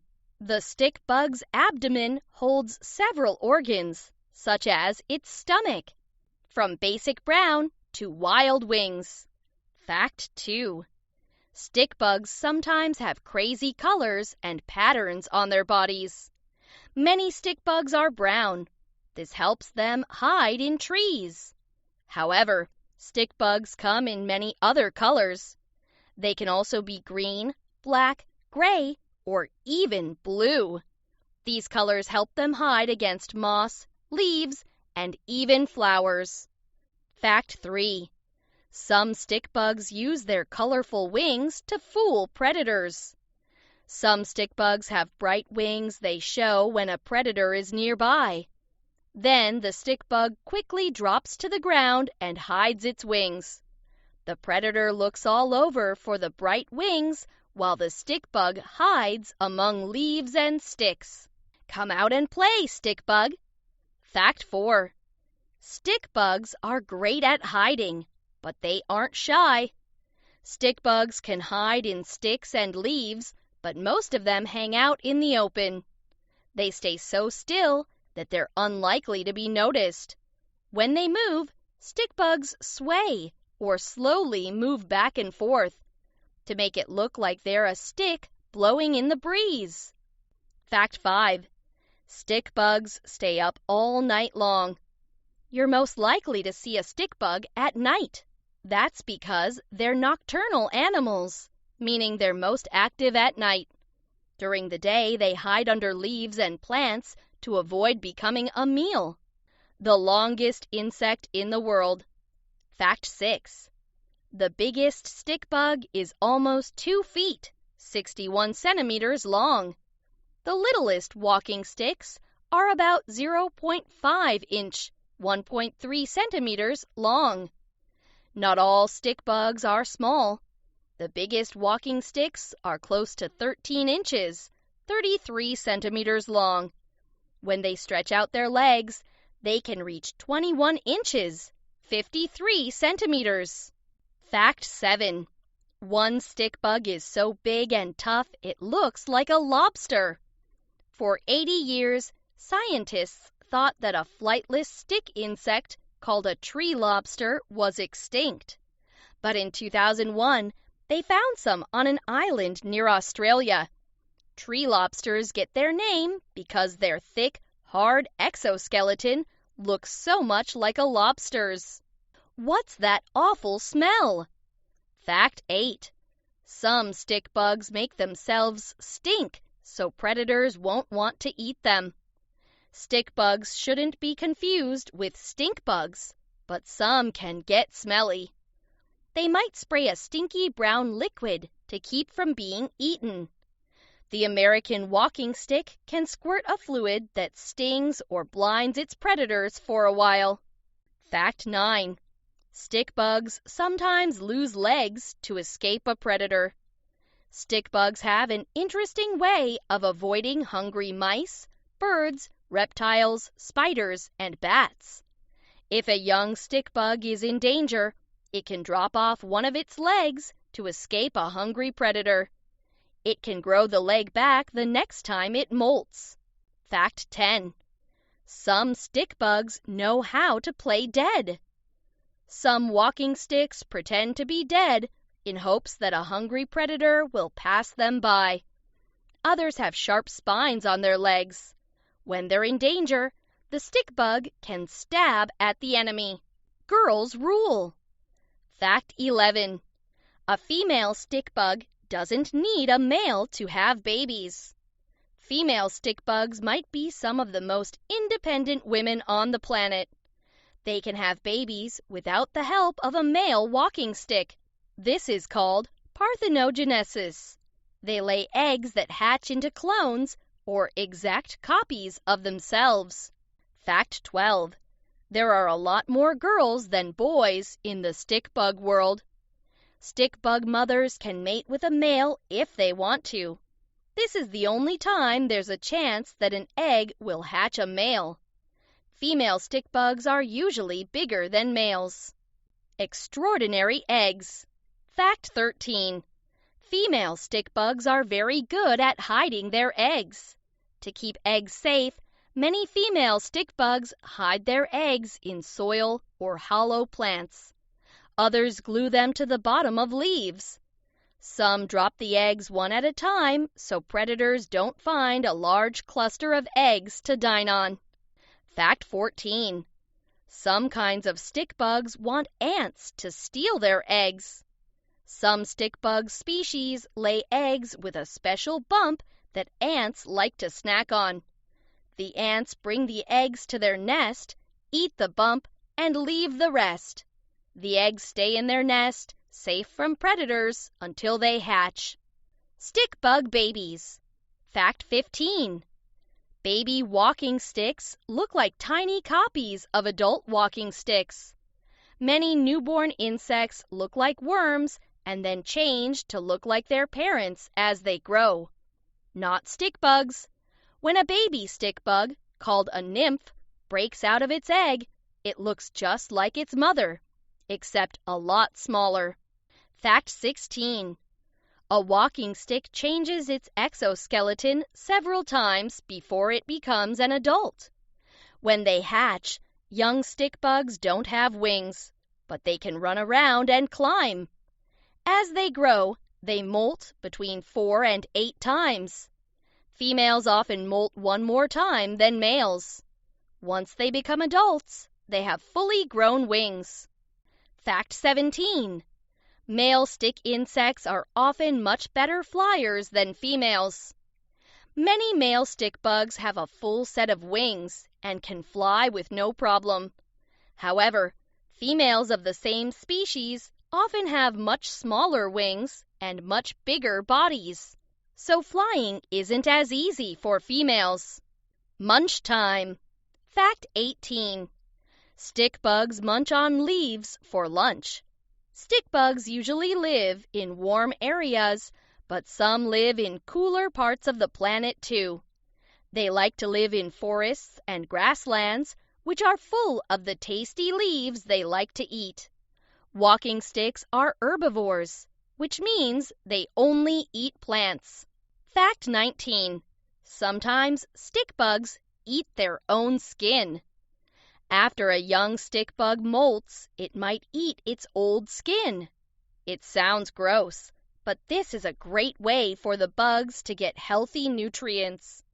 By eating their skin, walking sticks also hide a sign of where they are from predators. Fact 20. Other bugs chow down on stick bug poop. Stick bugs help feed smaller insects in a really weird way. They use their strong mouth parts, called mandibles, to chew and break down plant leaves. Their droppings contain plant material that other smaller insects feed on. Weird and wonderful. Stick bugs are strange, slow-moving insects. They may not be fast, but they'll probably beat you in a game of hide and seek. Few animals hide as well as stick bugs. Stick bugs are some cool, creepy crawlers you might want to check out. Some people even keep them as pets. However, if too many are removed from their natural homes as pets, the bugs could become extinct.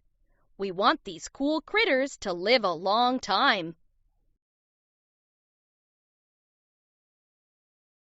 Are UFOs real? By Michael Portman.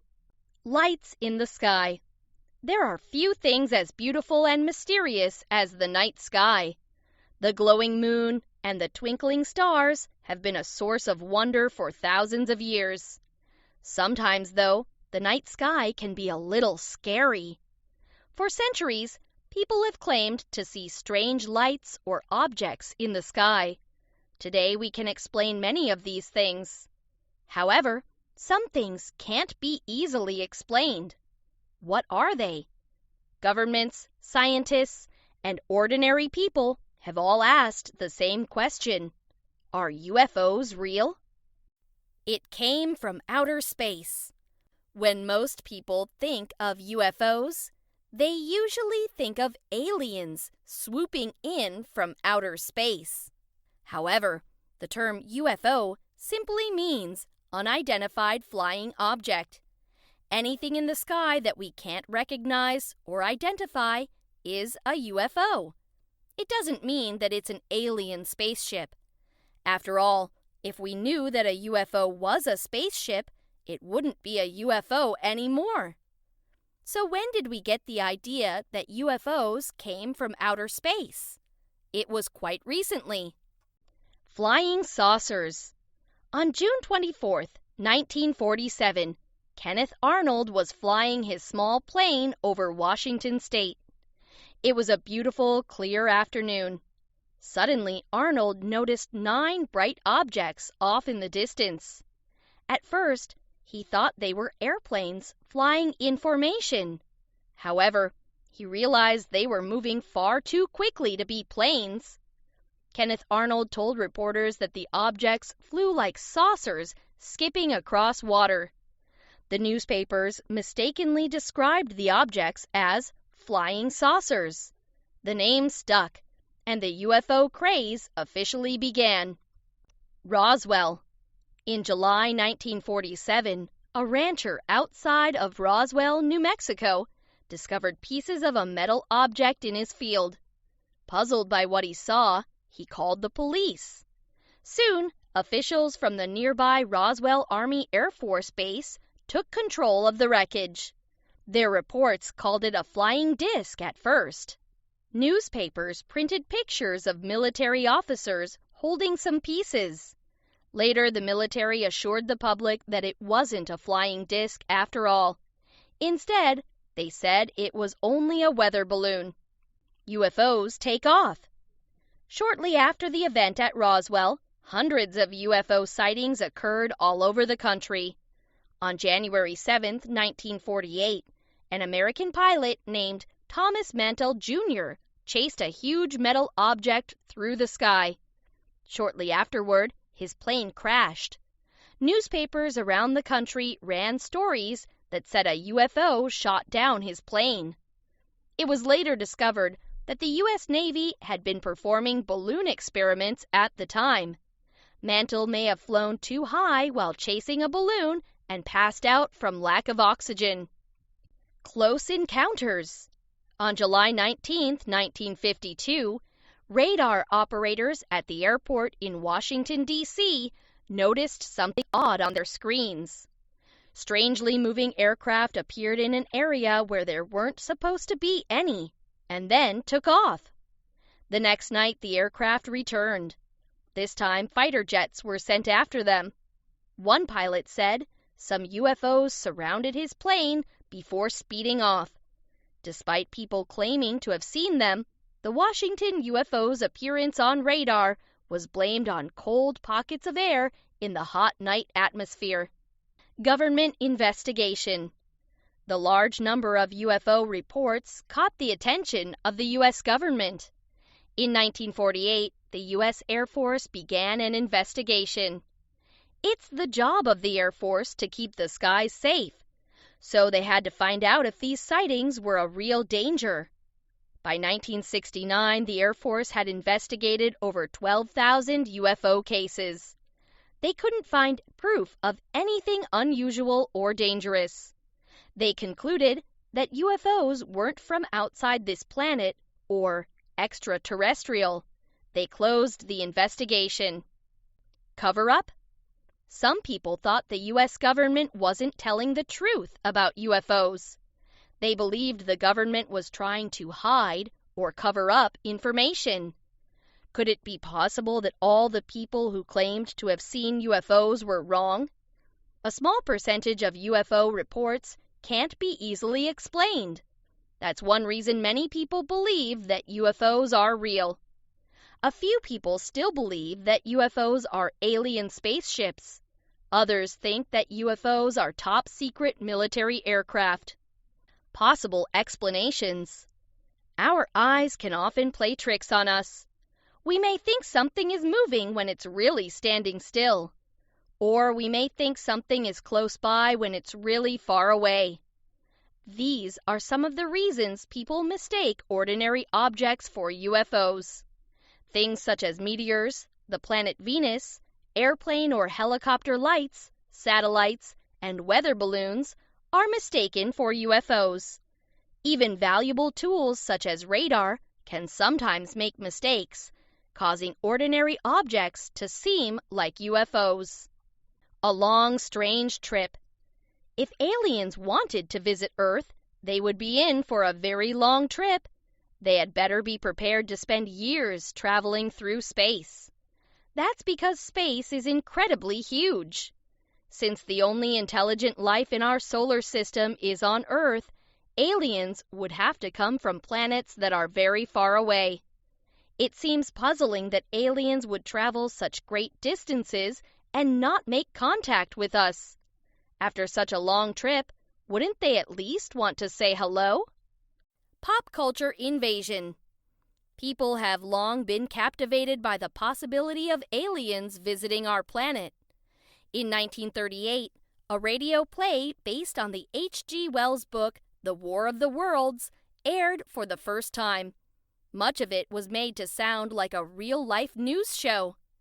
Some people thought an invasion of Martians was really happening. By the 1950s, movies and books about flying saucers were very popular. In fact, UFOs and extraterrestrials are still a common subject for movies and television shows. Sightings continue. Today, many people around the world still claim to have seen UFOs. There are even people who say they've been on UFOs. Sometimes, large groups of people witness the same UFOs. Other sightings have been caught on video. However, after careful study, most photos and videos turn out to be hoaxes or cases of mistaken identity. Even though the U.S. government no longer investigates UFOs, the case isn't closed for many people. Some have formed groups to conduct their own investigations. You decide. Have you ever seen something you couldn't explain? Perhaps strange lights zigzagging across the sky? Something big and shiny floating in the air? People try to find explanations for things they don't understand. By reading more about UFOs, aircraft, space, and weather, you can decide what you believe. No one can say for certain if aliens have visited Earth or if there is life on other planets. Maybe someday we'll know for sure. Until then, it's fun to wonder what's really out there. How to write an opinion piece. Sarah Howell. What is an opinion piece? Like most people, you probably have some very strong opinions. An opinion is a belief based on what a person thinks. You might believe hamburgers taste better than hot dogs, cats make great pets, and your bedtime should be an hour later. Writing your beliefs down in an opinion piece is your chance to tell people what you think. In an opinion piece, you will support or back up your opinion with reasons or facts. Knowing how to express or share your opinion clearly is very important. Throughout history, well-written opinion pieces have changed people's minds about very important issues. Topics and texts. There are two main types of opinion pieces. The first asks for your opinion on a certain topic or issue. For example, do you think there should be a traffic light in front of your school?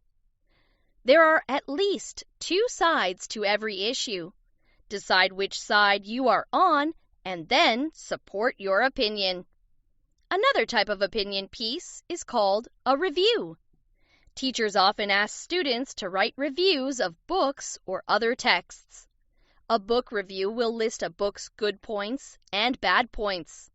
Reviews help other people decide whether or not they should read the book. These kids are strongly opposed to the use of nuclear power. What topics do you feel strongly about? Planning your piece. Before you start writing your opinion piece, you will need to have an opinion. Find out as much as you can about your topic. Consider both sides of the issue and then take a stand. If you are writing about the building of a new dog park, are you for the dog park or against it? Your opinion piece will need a structure or form that will keep your ideas organized and clear. First, state your opinion. Then give reasons why you hold that opinion. End your piece with a strong conclusion or ending. The introduction.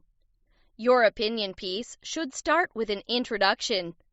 This first section lets readers know what your topic is and where you stand. When you begin writing, it is important to know your audience or the people reading your piece. Are you writing for your teacher, parents, or other students?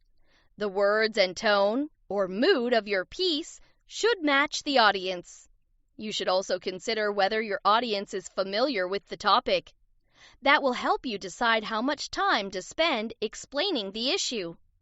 As you end the introduction, state your opinion. Be specific. The next section of your opinion piece will give the reasons why you hold your opinion. When listing your reasons, use specific examples whenever possible. You should also say where you found your information. For example, if you are against putting a traffic light in front of your school, give specific reasons why. You might say that, according to the Wyoming Department of Transportation, traffic lights cause more rear-end collisions or accidents. You might also suggest that the money for a traffic light would be better spent on hiring a crossing guard. Organizing your ideas. Sometimes you may have trouble explaining why you like or dislike a book or have a certain opinion about a topic. Creating a graphic organizer called a topic web is a great way to get your ideas on paper. Start by writing the name of the book or the issue in the middle of a piece of paper. Then, quickly write down all the words and ideas that come into your mind. Each new idea should branch out from the center. You probably won't use all the ideas that you write down. Just get your imagination flowing. Linking words. A link is a connection between two things. Linking words such as because, since, and therefore show connections between your opinion and your reasons. For example, your opinion may be that poodles are the best dogs. You may write that poodles are the best dogs because they have a special coat of fur. Since they have only one coat of fur, their hair does not shed very much. Therefore, poodles make great pets for people who have allergies to other dogs. The linking words here connect your ideas and show how your reasons support your opinion. In conclusion, let's say you have stated your opinion and supported it with reasons in the body of your piece. Now it is time to write your conclusion. In a conclusion, you should summarize or restate the supporting facts that you listed to back up your opinion in a few sentences. Linking words can be especially helpful as you tie your ideas together. You should also state your opinion one more time. You can end with some famous words about your topic or a line from the book you are reviewing. Your conclusion should remind readers what you think and why. Be creative. Spreading the word. Today, many students use technology, such as computers and tablets, to help them do research and write. If you are using a computer, good keyboarding skills let you type quickly and make fewer mistakes. Programs that check your spelling are useful too. You can also use technology to share your piece. If your topic is important to your town or state, try emailing your piece to your mayor or state senator. With a parent's permission, you could even use your piece to start a blog. Technology can help you share your opinion with people all over the world. Using a computer or tablet will also make it easier to revise or make changes in your opinion piece as you are working on it. An opinion sandwich. Imagine the organizational structure of your opinion piece as a sandwich. The top piece of bread is your introduction. The meat, cheese, and lettuce are your supporting reasons. The bottom piece of bread is your conclusion. Like a sandwich, your opinion piece works best when it has the right structure. Different people often hold very different opinions. Remember that, unlike facts, opinions are not right or wrong. An opinion piece is a chance to share your views and even change other people's opinions. Is There Life on Mars? By Michael Portman. Life beyond Earth. Have you ever noticed a bright red star on a clear night? That isn't a star. It's the planet Mars. For centuries, people's imaginations have run wild, wondering what Mars is like. Is it like Earth? Are there creatures living on Mars? If so, what are they like? Should we fear them, or should they fear us?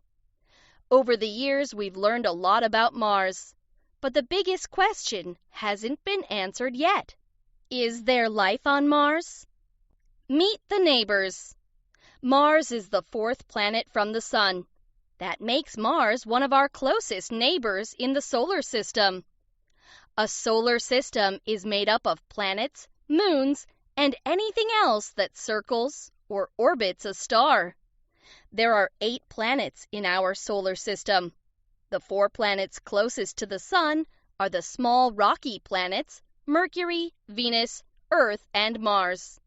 The next 4 planets are Jupiter, Saturn, Uranus, and Neptune. These planets are made of a mix of hydrogen and helium gas. Martian canals. When Mars is viewed through a telescope, it can look similar to Earth.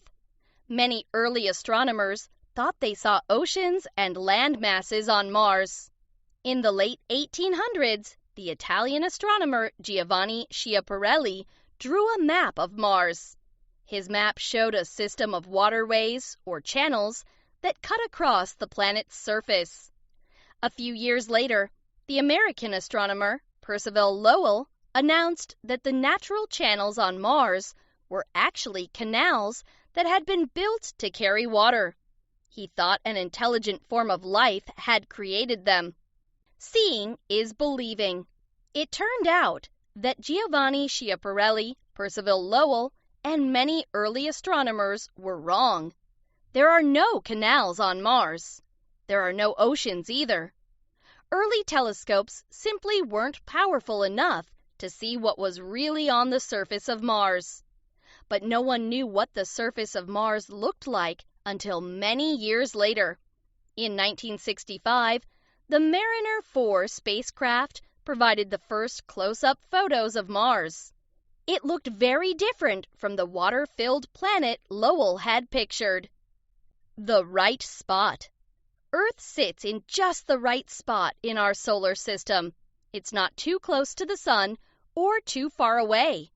Earth is in the perfect place to support life. Scientists call this spot near the Sun the habitable zone. Habitable means suitable for life.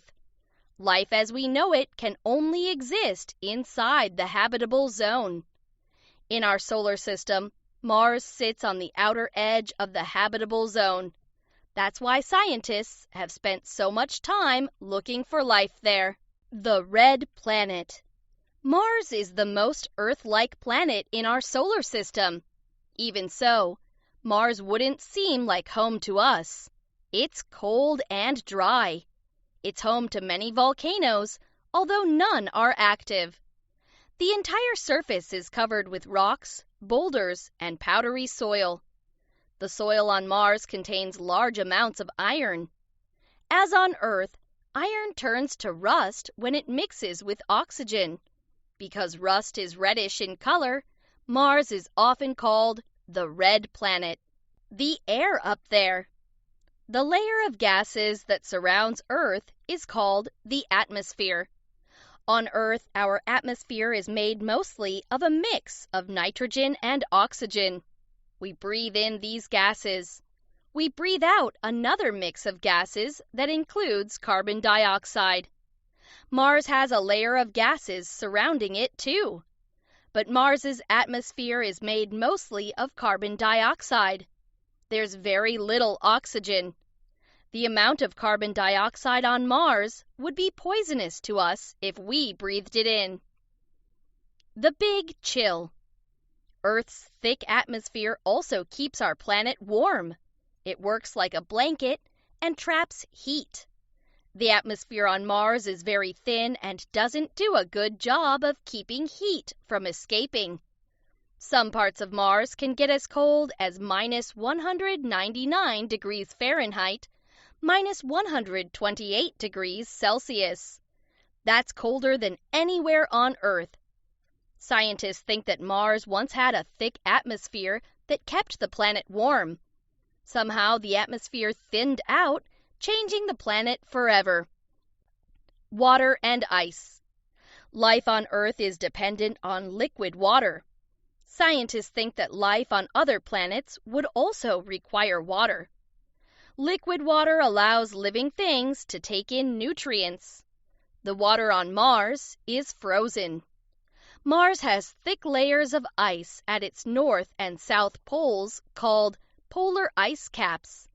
There's also ice buried under the soil. Scientists think that Mars once had flowing water and not just ice. That means it's possible that Mars once had life as well. Little green men. Martians, beings that come from Mars, have been a popular subject of stories for many years. Martians were often imagined as evil beings who wanted to attack our planet. Real life is much different. Instead of Martians invading Earth, we've been the ones invading Mars. Since the 1960s, dozens of spacecraft have been sent to Mars. So far, they've shown us no proof that a civilization ever existed on Mars. If there was life on Mars, scientists think it would have been tiny organisms similar to bacteria. Ancient fossils? In 1996, a group of scientists announced that they had discovered proof of bacteria inside a meteorite that fell to Earth from Mars. When they examined the meteorite, the scientists found what looked like the fossils of tiny organisms. Scientists now believe that the Mars meteorite doesn't contain fossils. Instead, they think that heat from a volcano on Mars created the shapes inside the meteorite. Some scientists study unusual forms of life on Earth to discover what things might be able to live in the extreme conditions on Mars. Mars probes. Most of what we know about Mars comes from the data collected by spacecraft. The United States, Russia, and Europe have all sent unmanned spacecraft called probes to Mars. Some probes orbit Mars, while others travel on its surface. In 1976, the Viking 1 and Viking 2 landing craft touched down on Mars. They were the first NASA, National Aeronautics and Space Administration probes to land on Mars. Their mission was to take pictures and search for signs of life. Viking 2 shut down in 1980, while Viking 1 operated until 1982. The search continues. In 2004, the rovers Spirit and Opportunity began exploring the surface of Mars. In 2008, NASA's Phoenix spent 5 months studying the soil. The most recent NASA Mars mission is the Mars rover Curiosity. Sent out in 2011, Curiosity is the largest Mars probe yet. It has a drill, laser, cameras, and sensors to help it study rocks and soil. Some people believe that the best chance of finding proof of life is to send people to Mars. NASA is hoping to send a manned mission to Mars in 2033. 20 Fun Facts About the Hanging Gardens of Babylon by Emily Mahoney. Gorgeous gardens. You might have a vegetable garden in your backyard, or you may have visited places with beautiful flower gardens. The Hanging Gardens of Babylon were likely very different from any garden you've ever seen. In fact, this world wonder will definitely make you think differently about any gardens you know. Read on to learn about what the Hanging Gardens were, what kinds of plants were likely found there, and why there are theories about whether this amazing place even existed at all. Babylon Facts. Fun Fact 1. For a time, Babylon was the largest city in the world. Babylon began its great growth as a city in Mesopotamia during the 1700s BC. By the 600s BC, under the rule of King Nebuchadnezzar II, Babylon grew to 4 square miles, 10 square kilometers. Fun Fact 2.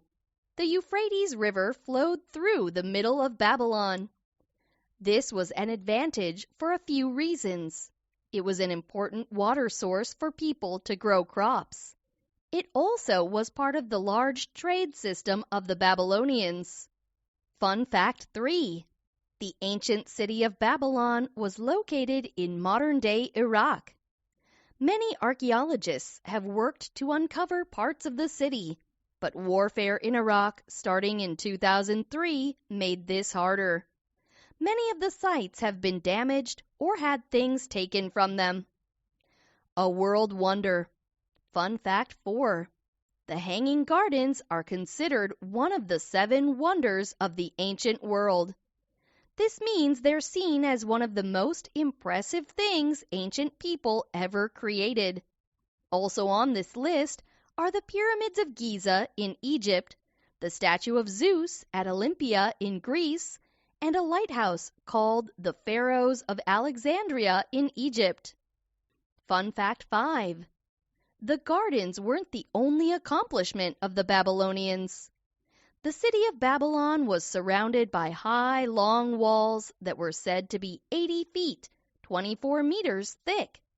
The walls were such an incredible structure, they could have been considered an ancient world wonder, too. Garden gurus. Fun Fact 6. The plants in the Hanging Gardens probably didn't truly hang. Most people think the plants only appeared to hang. The plants may have been grown to drape or fall over the side of many different heights of terraces. Or they may have been rooftop gardens. Fun Fact 7. The gardens couldn't grow on their own. Babylon had a very hot, dry climate. There wouldn't have been much rain to water the gardens. The number of plants described in the gardens would have needed a lot of help to grow. Fun Fact 8. The gardens likely had their own irrigation system. Ancient writings say that water from the Euphrates River was used to keep the plants watered. A well found in the ruins of the Palace of Babylon may have been used to bring water up to the high terraces. Fun Fact 9. The gardens were built to be leak-proof. The roofs of the gardens were made of many different kinds of matter, such as lead, reeds, and bitumen. Today, bitumen is often called asphalt. This is the black matter used on the top of roads. Fun Fact 10. The gardens had a lot of support. Baked bricks were part of the terrace's construction.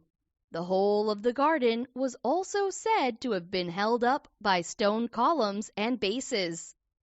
One ancient writer noted that tree roots grew into a high terrace, not the ground. Fun fact 11. The gardens were likely built as decoration. Some historians believe the Hanging Gardens of Babylon were only meant to be beautiful. The idea that gardens could be created for pleasure probably began in the Fertile Crescent, where Babylon was located. Plants in the gardens. Fun fact 12. Almonds may have been planted in the Hanging Gardens. Wild almonds have been found by archaeologists in Greece that date back to 3000 BC. Since Greece is not far from present-day Iraq, it's possible that almonds were planted in the gardens. Sizing up the gardens. Fun fact 13. The gardens may have been up to 75 feet, 22.9 meters tall in places. That's about the height of 4 giraffes stacked on top of each other. Considering that these gardens needed to be watered and cared for, just like any other garden, that's tall. Fun fact 14.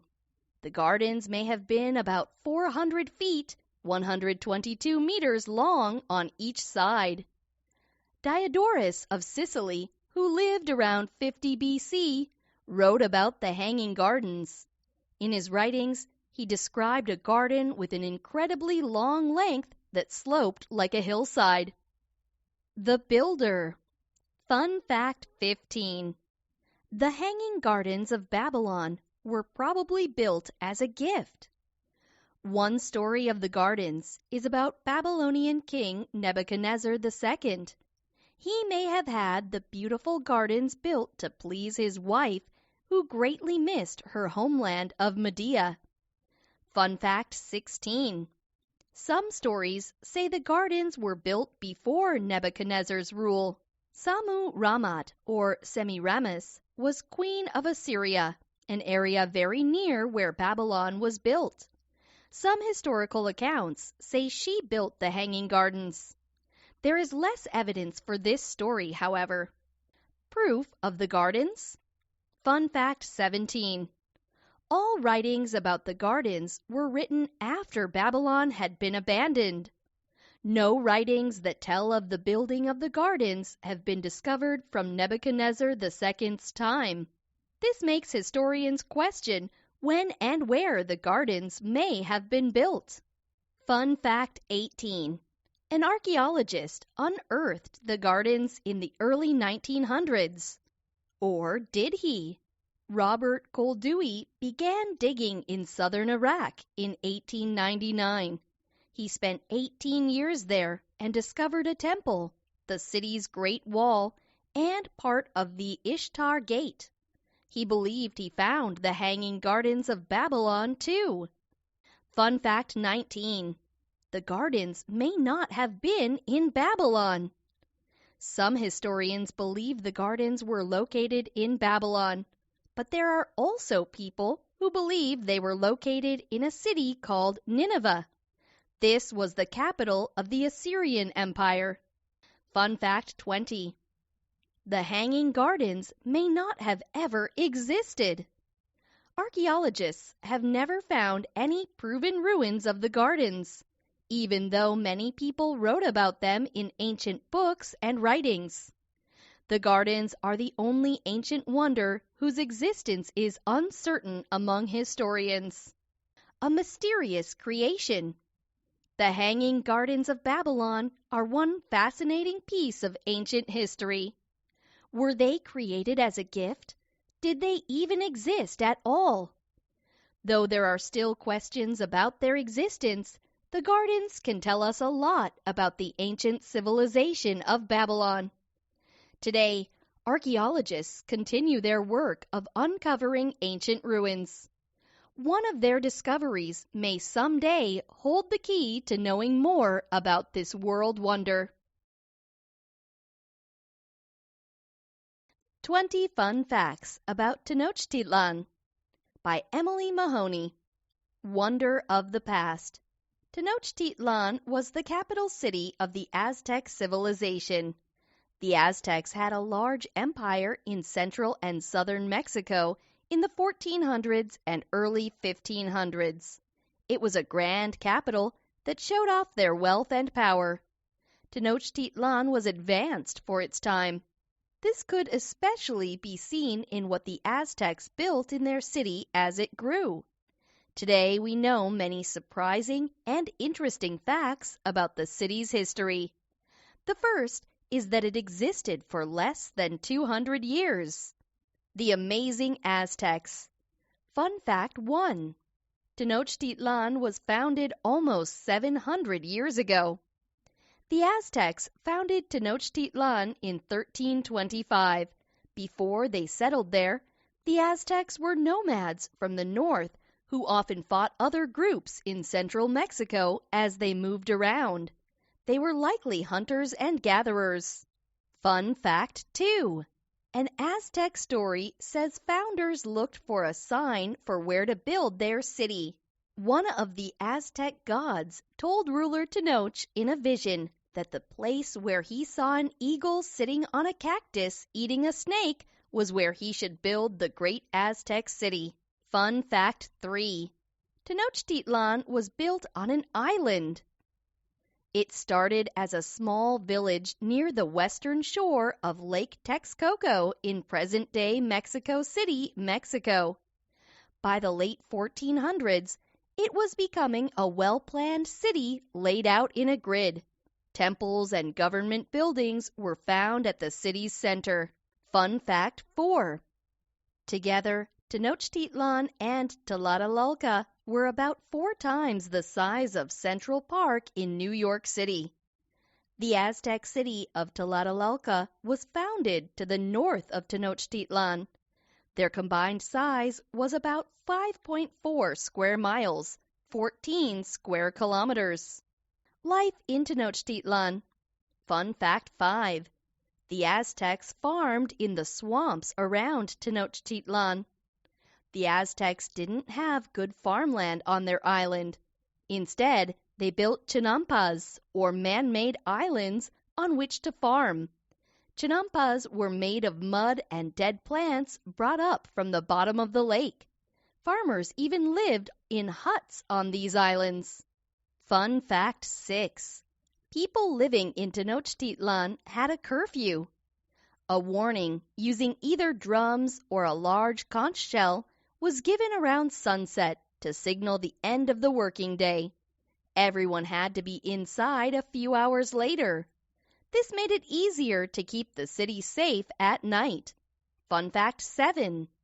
People used canoes to get around the city of Tenochtitlan. As many as 200,000 canoes may have been in use on Lake Texcoco in the early 1500s. The Aztecs used canoes to travel off the island. They also built canals across the island that allowed them to travel throughout the city of Tenochtitlan. Fun fact 8. Citizens of Tenochtitlan didn't shop with money.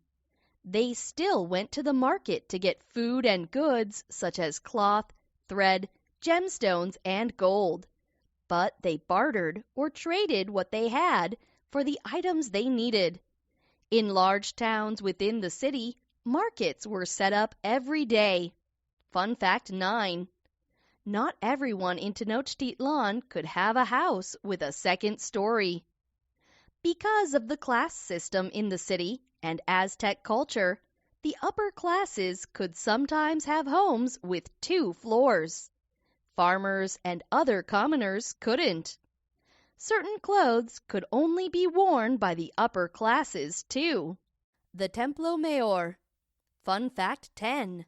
The Templo Mayor was located in the center of Tenochtitlan. The pyramid of the Templo Mayor, or Great Temple, was the largest building in Tenochtitlan. It was in the center of the city. That makes sense since the Aztec people believed that worship of their gods should be central to their lives. Fun fact 11. The Templo Mayor honored 2 Aztec gods. Tlaloc was the god of rain, and Huitzilopochtli was the god of war and the sun. The Aztecs built a temple for each of these gods at the top of the pyramid. Fun fact 12. All of the Templo Mayor was built by hand. Its construction began with Tenochtitlan's founding. It was rebuilt and added to several times by different rulers. Each piece had to be moved and placed by a person. At its tallest, it was about the height of 2.5 telephone poles, or about 90 feet, 27.4 meters. Fun fact 13. Human sacrifices took place at the Templo Mayor. In the late 1400s, a new ruler rebuilt the outermost part of the temple. At the reopening celebration, thousands of prisoners were sacrificed to the Aztec gods. The sacrifices were meant to help keep the gods happy. Spanish invasion. Fun fact 14. At first, Spanish conquistadors were welcomed into Tenochtitlan.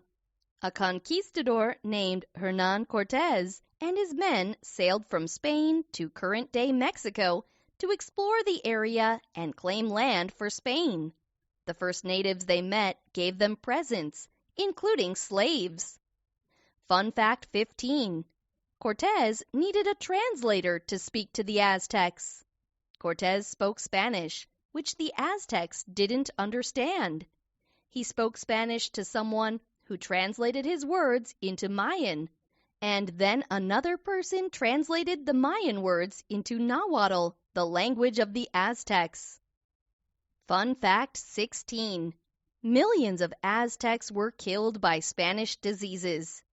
The Aztecs in Tenochtitlan fought back against the Spanish taking over their city. But in 1520, a new disease or illness called smallpox spread through the population of Tenochtitlan and into the empire beyond. The many deaths it caused made the Aztecs weaker. Fun fact 17. The Battle of Tenochtitlan lasted almost 3 months. Cortés became allies or friends with other groups of native people in present-day Mexico. These allies helped his army overthrow the Aztecs at Tenochtitlan. Cortés's army blocked off the main ways on and off the island. About 240,000 Aztecs were killed in the fighting. Fun fact 18. The Spanish destroyed Tenochtitlan. On top of the ruins, they built Mexico City. The Spanish now ruled what had been the Aztec Empire and more of modern-day Mexico. They called it New Spain. Cortés was put in charge for a time by the Spanish king Charles I. Tenochtitlan today. Fun fact 19. You can take a boat on the canals built near where Tenochtitlan once stood. To see what's left of what was once one of the largest cities in the world, you have to travel to Mexico City. There you can take a brightly colored boat to see the floating gardens along the water. Fun fact 20. Descendants of Aztecs who lived in Tenochtitlan still live in Mexico today. About 1 million people in Mexico still speak the Nahuatl language of the Aztecs. These descendants still live in towns and villages in central Mexico, near where their ancestors settled. A short time. Although the city of Tenochtitlan only existed for about 200 years, it's remembered as one of the most advanced civilizations of its time. The Aztecs found creative ways to farm and build a well-planned city, as well as canals and causeways. We can use what's left of Tenochtitlan to piece together the history of this grand Aztec civilization. What would the Aztecs have been able to accomplish if the Spanish hadn't invaded their great city? I Have a Cold by Gillian Gossman. I have a cold. If you are like most kids, you have had a cold. You could not stop coughing. Your throat and head might have hurt. Your nose was stuffed up. You also may have had a fever or a raised body temperature. You probably did not want to eat. You just wanted to stay in bed all day. Did you wonder how you got that cold and what was happening inside your body as it worked to get well again? This book will tell you what is going on in your body when you have a cold. What is a cold? The common cold is an infection of the upper respiratory system. The respiratory system includes the passageways of the throat and nose. Some kids can get 8 colds every year, each cold lasting as long as a week. Colds are most common during cold weather. This may be because when the weather is cold, people stay indoors.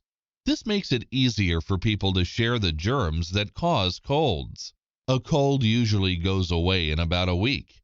Getting plenty of rest and taking medicine can help you feel better. Sometimes, though, what starts as a common cold can become pneumonia, which is an infection of the lungs. What causes a cold? A virus causes the common cold. There are more than 200 different viruses that cause colds. They all leave you feeling under the weather, though. A virus is a tiny thing, too small to be seen by your eyes alone. A virus needs living cells to host or support it. It cannot be on its own. The human body is a great host for the cold virus. Viruses want to stay and take over. Our bodies work hard to get rid of viruses, though. Signs and symptoms. The signs and symptoms of the common cold are clear.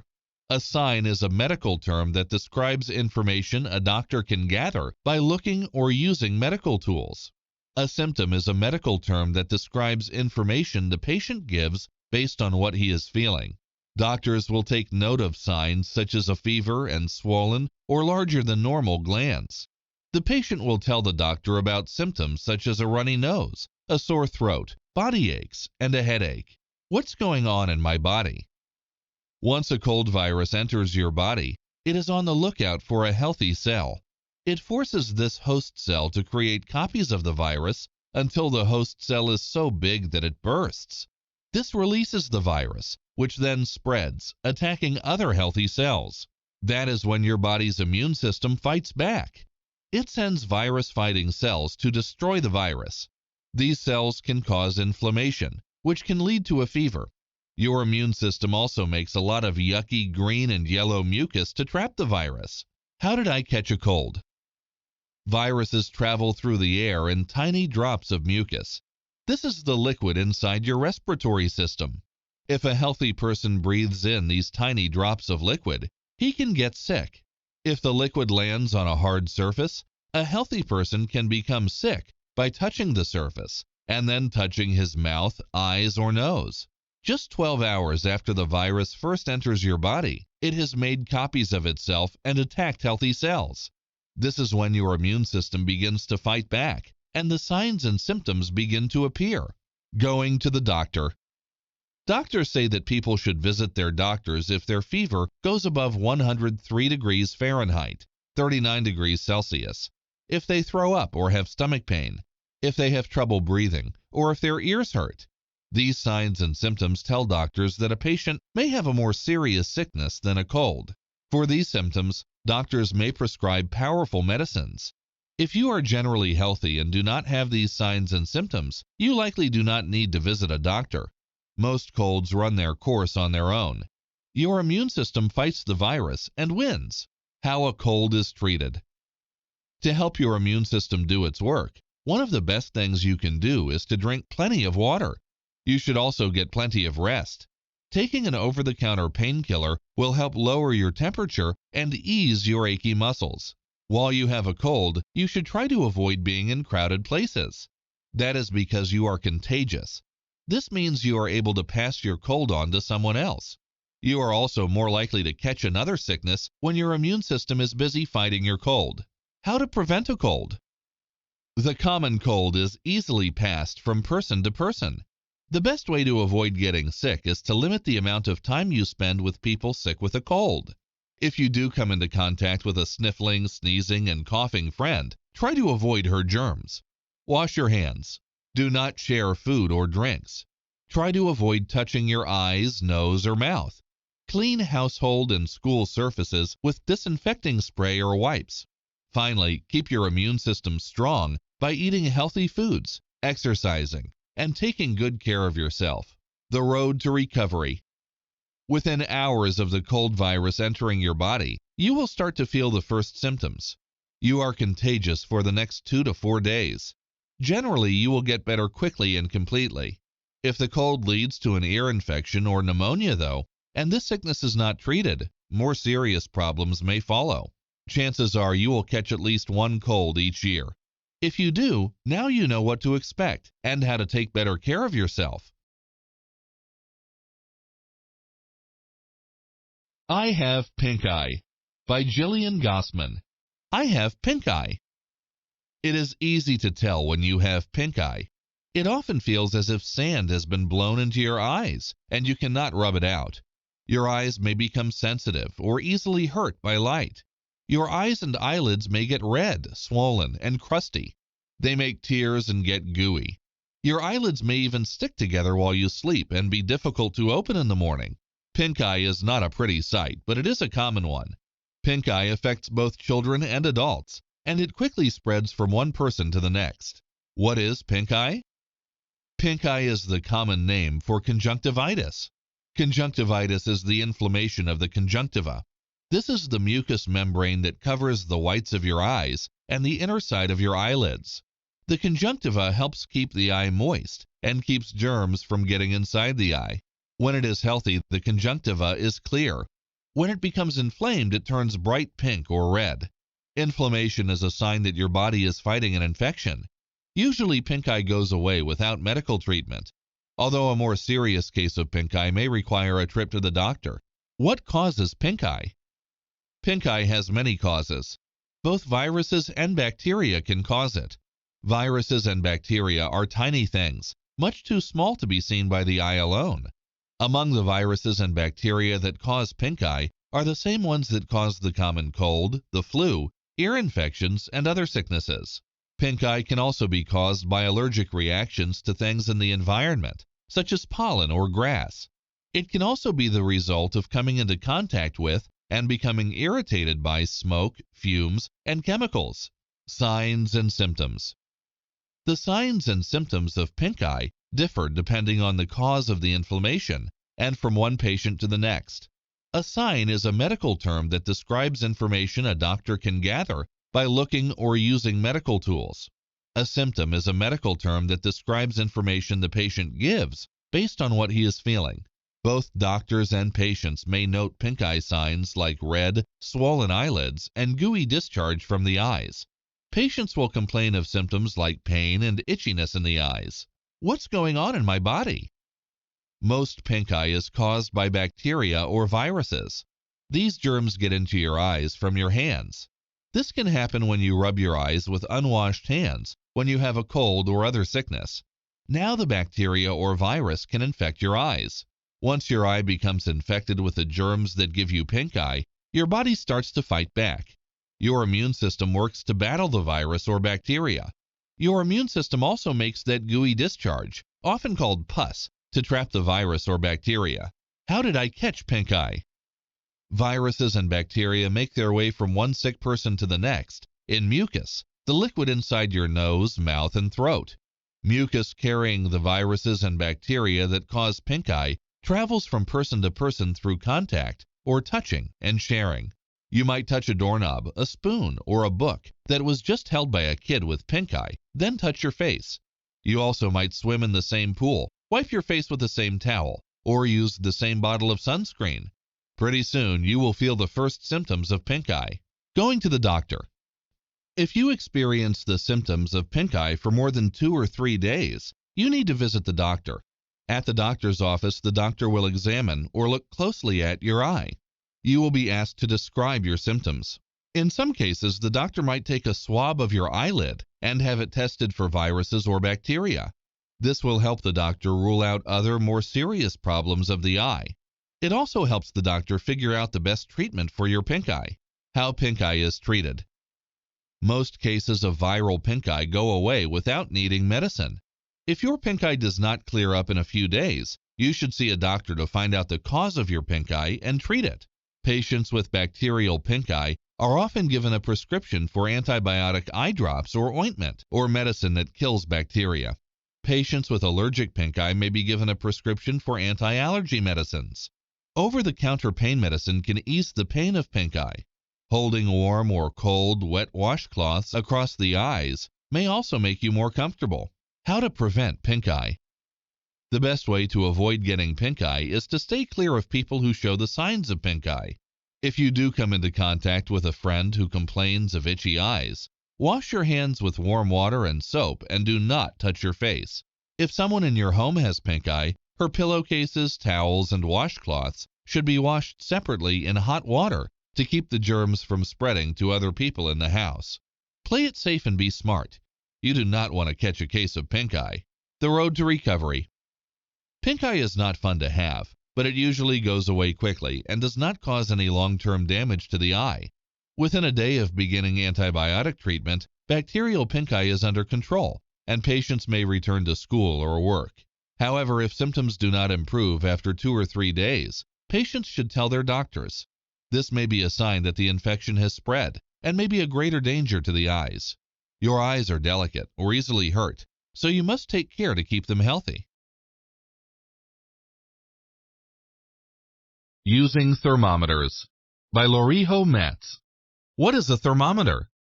Have you ever run outside on a sunny day expecting it to be warm but found that it was cold? Things like snow and light give us a clue to temperature or how hot or cold something is. However, you cannot see temperature. Luckily, you can measure it. The most common way is with a thermometer. People need to measure temperature for many reasons. They use different kinds of thermometers to measure it. Bakers use oven thermometers to measure how hot their ovens are. Scientists, doctors, and cooks all depend on thermometers. Have you ever used a thermometer in a science experiment? A matter of temperature. Everything, including you, is made of matter. Matter is made of very small parts called atoms. Though atoms are too small to see, you can tell if they are moving fast or slow. Atoms moving quickly have more energy and produce more heat. In 1592, the Italian scientist Galileo invented the first thermometer. His thermometer, called a thermoscope, contained colored water and air. When atoms of air slow down, they produce less heat. With less movement, they take up less space. Galileo used this to show change in temperature. As air in the top of his thermoscope cooled, colored water moved up the neck to fill in the space. Fahrenheit and Celsius. In 1724, Daniel Gabriel Fahrenheit invented the first standard scale, or way of measuring temperature. He placed a thermometer filled with alcohol in a bowl filled with the coldest mix of ice, salt, and water he could make. He labeled the point that the alcohol rose to 0 degrees. The symbol often stands for degrees. In 1742, Anders Celsius created a scale based on 100 degrees. On this scale, water freezes at 0 degrees and boils at 100 degrees. Today, most countries use the Celsius scale. It is also called the centigrade scale. The United States uses the Fahrenheit scale. More than one kind of thermometer. Most thermometers are thin glass tubes with bulbs on the bottom filled with colored alcohol or mercury. Numbered degree lines are marked along the side or on the glass. When the temperature increases, the liquid inside has nowhere to go but up. Since the liquid is colored, it is easy to read what degree it stops by. Digital thermometers measure temperature with an electric sensor called a thermocouple. The temperature is displayed on a screen. Spring thermometers look like clocks that show temperature instead of time. They use a metal spring that changes size with the temperature. An arm attached to the spring points to the temperature. Safety and thermometers. Mercury is a silver-colored metal that is liquid at room temperature. Enclosed in glass, mercury is safe. However, mercury is harmful when breathed or touched. If you break a mercury thermometer, do not touch the mercury or the broken glass. Call an adult. Make sure everyone stays away from the area. Adults can check with the Environmental Protection Agency, or EPA, to learn more about cleaning up a mercury spill. Use care when handling other glass thermometers as well. Broken glass is sharp and can easily cut you. Always ask an adult to help you clean up a broken glass thermometer. Thinking like a scientist. Scientists do experiments to study how temperature affects things. Do you think that apples stored in refrigerators or apples stored at room temperature stay fresh longer? To test this question, you might use 4 apples of the same size and type. The only thing that should be different about the apples is the temperatures at which they will be stored. Place 2 apples on the counter and 2 in the refrigerator. Measure the temperature at each place with a thermometer. Note the temperatures in a log. Check the apples at the same time of day for several days. Describe them in your log. What difference does temperature make? What's the weather? Scientists use a maximum-minimum thermometer to study the weather. This type of thermometer uses 2 glass thermometers placed side by side. One thermometer measures the highest temperature. The other thermometer measures the lowest temperature. Scientists keep a log of these temperatures. Over time, the log helps them forecast or make an educated guess about what the temperature of an area will be like in any given month. For example, they know that some places, like the North Pole, are usually cold most of the year. Other places, like Chicago, Illinois, tend to be warmest in the month of July. Temperature and states of matter. The 3 main states or forms of matter are solid, liquid, and gas. What state matter is in can tell us a lot about its temperature. Liquids have set boiling points, or temperatures at which they become gases. The point at which a liquid becomes a solid is its freezing point. Celsius based his temperature scale on the freezing and boiling points of water. We know if the temperature drops to 0 degrees Celsius, 32 degrees Fahrenheit, water becomes ice. As the temperature rises, water turns back into a liquid. When water reaches 100 degrees Celsius, 212 degrees Fahrenheit, it boils and turns into a gas called water vapor. Body temperature. People and many other animals are warm-blooded. The energy we get from the food we eat keeps our bodies at a constant temperature. Healthy people have a temperature of around 98.6 degrees Fahrenheit, 37 degrees Celsius. Knowing this, doctors can use a thermometer to measure whether our temperature is too high or too low. Higher temperatures mean we are sick. If our temperature is too low, our bodies can stop working. We use thermometers to do everything from forecasting the weather to keeping our ovens at the perfect temperature for baking a cake. They are helpful in so many ways. Your turn. Now it is your turn to study temperature like a scientist. Below is what you need. 1. A notebook or lined piece of paper to keep a log on. 2. Something to write with. 3. An outdoor thermometer. For the next 2 days, record the outdoor temperature in your log in the morning, afternoon, and evening. Record the temperature at the same time each day. Beside each temperature, take notes about what you notice. What patterns do you see? For example, what things look or even sound different when the temperature is cooler? What things stay the same? Frisians by Loriho Metz. The Frisian. Whether they are riding onto a battlefield or into the center ring at a circus, Frisian horses are a beautiful sight. Their shiny black coats and long flowing manes make these horses stand out. Frisians are one of Europe's oldest breeds or types of horses. In recent years, they have become popular in movies. After all, movie makers love beauty, and Frisians are beautiful. Frisians are one of the few breeds of horses that are native to the Netherlands. These horses were once in danger of dying out. However, there are now more than 45,000 Frisians worldwide. Black beauties. People measure horses in hands. 1 hand equals 4 inches, 10 centimeters. Most Frisians stand 15 to 17 hands from the ground to the top of their withers, or shoulders. When they are full grown, they weigh about 1,300 pounds, 590 kilograms. Almost all Frisians are black. They have large, bright eyes and small ears that lean inward. Some have small white spots, called stars, between their eyes. The things that make Frisians stand out in a crowd the most are their long, silky manes and tails. These sometimes grow so long that they touch the ground. Gentle, high-stepping Frisians. Frisians are light draft horses. Draft horses are big, strong horses that are often used for pulling wagons and other heavy work. Frisians have the sturdy bodies and wide backs of draft horses. They also have the long legs and the high-stepping gait, or walk, of lighter horses. Frisians hold their long, curved necks high. This gives them a proud look. However, they are gentle and trusting around people. Frisians are smart and easy to work with. People train them for everything from pleasure and trail riding to some of the most advanced equestrian or horse events. Caring for Frisians. Frisians need daily exercise and fresh air. They need housing such as a barn or stable. Frisians eat hay and grains, such as oats and barley. They also need plenty of fresh water and a block of salt to lick.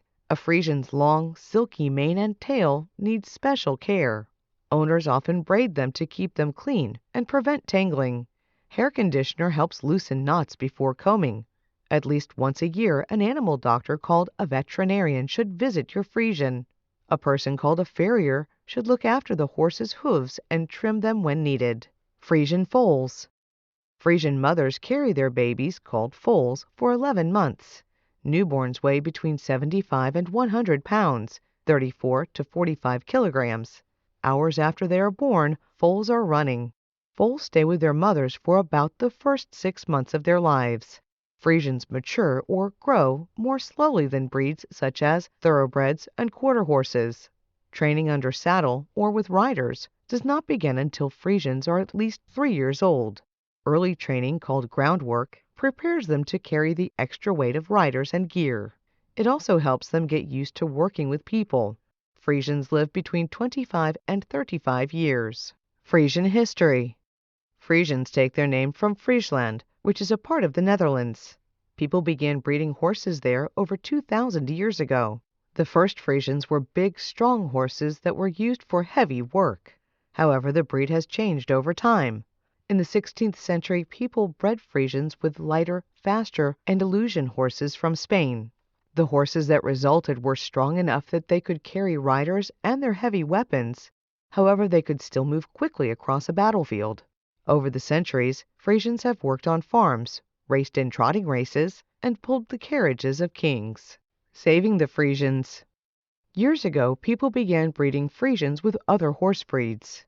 By the late 19th century, there were almost no purebreds, or Frisians that were not mixed with other breeds.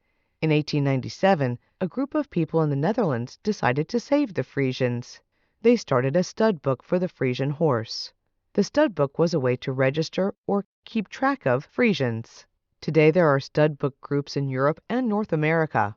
These groups also set rules for breeding, such as how big a breeding Frisian may be.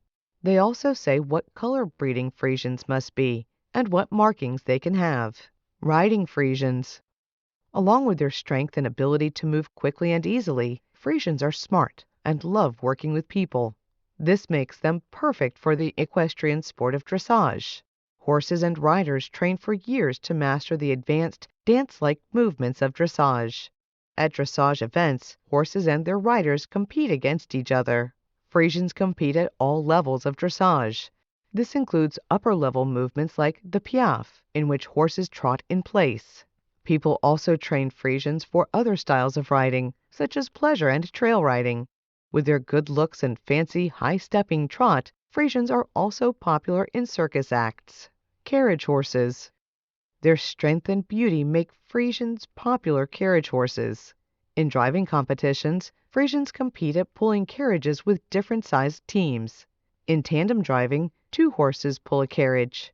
They walk one in front of the other. Horses in driving competitions also compete alone and in groups of 4. In the Netherlands, you can still see Frisians pulling small wooden carriages called chaisen. At Frisian horse shows, one of the last events is often the quadrille. In this event, 8 chaisen pulled by Frisians take the stage. A man and a woman who are dressed in 19th century costumes drive each carriage. Frisians in the spotlight. In recent years, Frisians have become more popular worldwide. This is due in part to their appearance in movies. In 1985, the Frisian horse Othello appeared in the movie Ladyhawke. Since then, Frisians have appeared in many movies. People who own Frisians know that they have more to offer than just their strength and beauty. They are also kind, gentle horses. This ancient breed of horse is sure to be around for years to come. Lusitanos by Loriho Metz. Brave Lusitanos! Lusitano horses are famous for facing angry bulls in the bull ring while carrying riders called cavaleros. When the bulls charge, the horses do not move until the last possible moment. A horse must be both brave and calm to face a charging bull. It must also be quick. Lusitanos are all these things and more. Lusitanos come from horses that lived on the Iberian Peninsula over 22,000 years ago. They take their name from Lusitania, an ancient Roman province that covered part of the peninsula. Most of Lusitania is now in Portugal, the country from which Lusitanos come. What do Lusitanos look like? Lusitanos have long, noble heads and curved noses. They have long, silky manes and tails. To make them easier to care for, Lusitano owners often keep the manes and tails of younger horses and mares clipped short. Horses are measured in hands. 1 hand equals 4 inches, 10 centimeters. Lusitanos stand 15 to 16 hands high from the ground to the tops of their withers, or shoulders. Most Lusitanos are gray.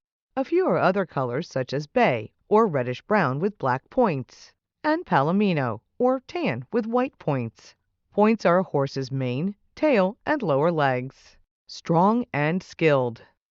Lusitanos have strong necks, set on sturdy shoulders and backs. They have powerful hindquarters or hips and long legs. Like Lipizzanes and Andalusian horses, Lusitanos do well in the sport of dressage, which involves years of training to master advanced movements. Good dressage horses are usually strong, graceful, and have good balance. Lusitanos have these features because they started out as war horses. In the past, people used horses when fighting wars. War horses needed to be strong but remain calm in the face of battle. They also had to be hard-working and easy to work with, caring for Lusitanos. Lusitanos are hot-blooded or spirited horses. They need fresh air and daily exercise. They also need their own stalls, filled with clean straw, in a barn or stable. Owners must treat Lusitanos' silky manes and tails with care.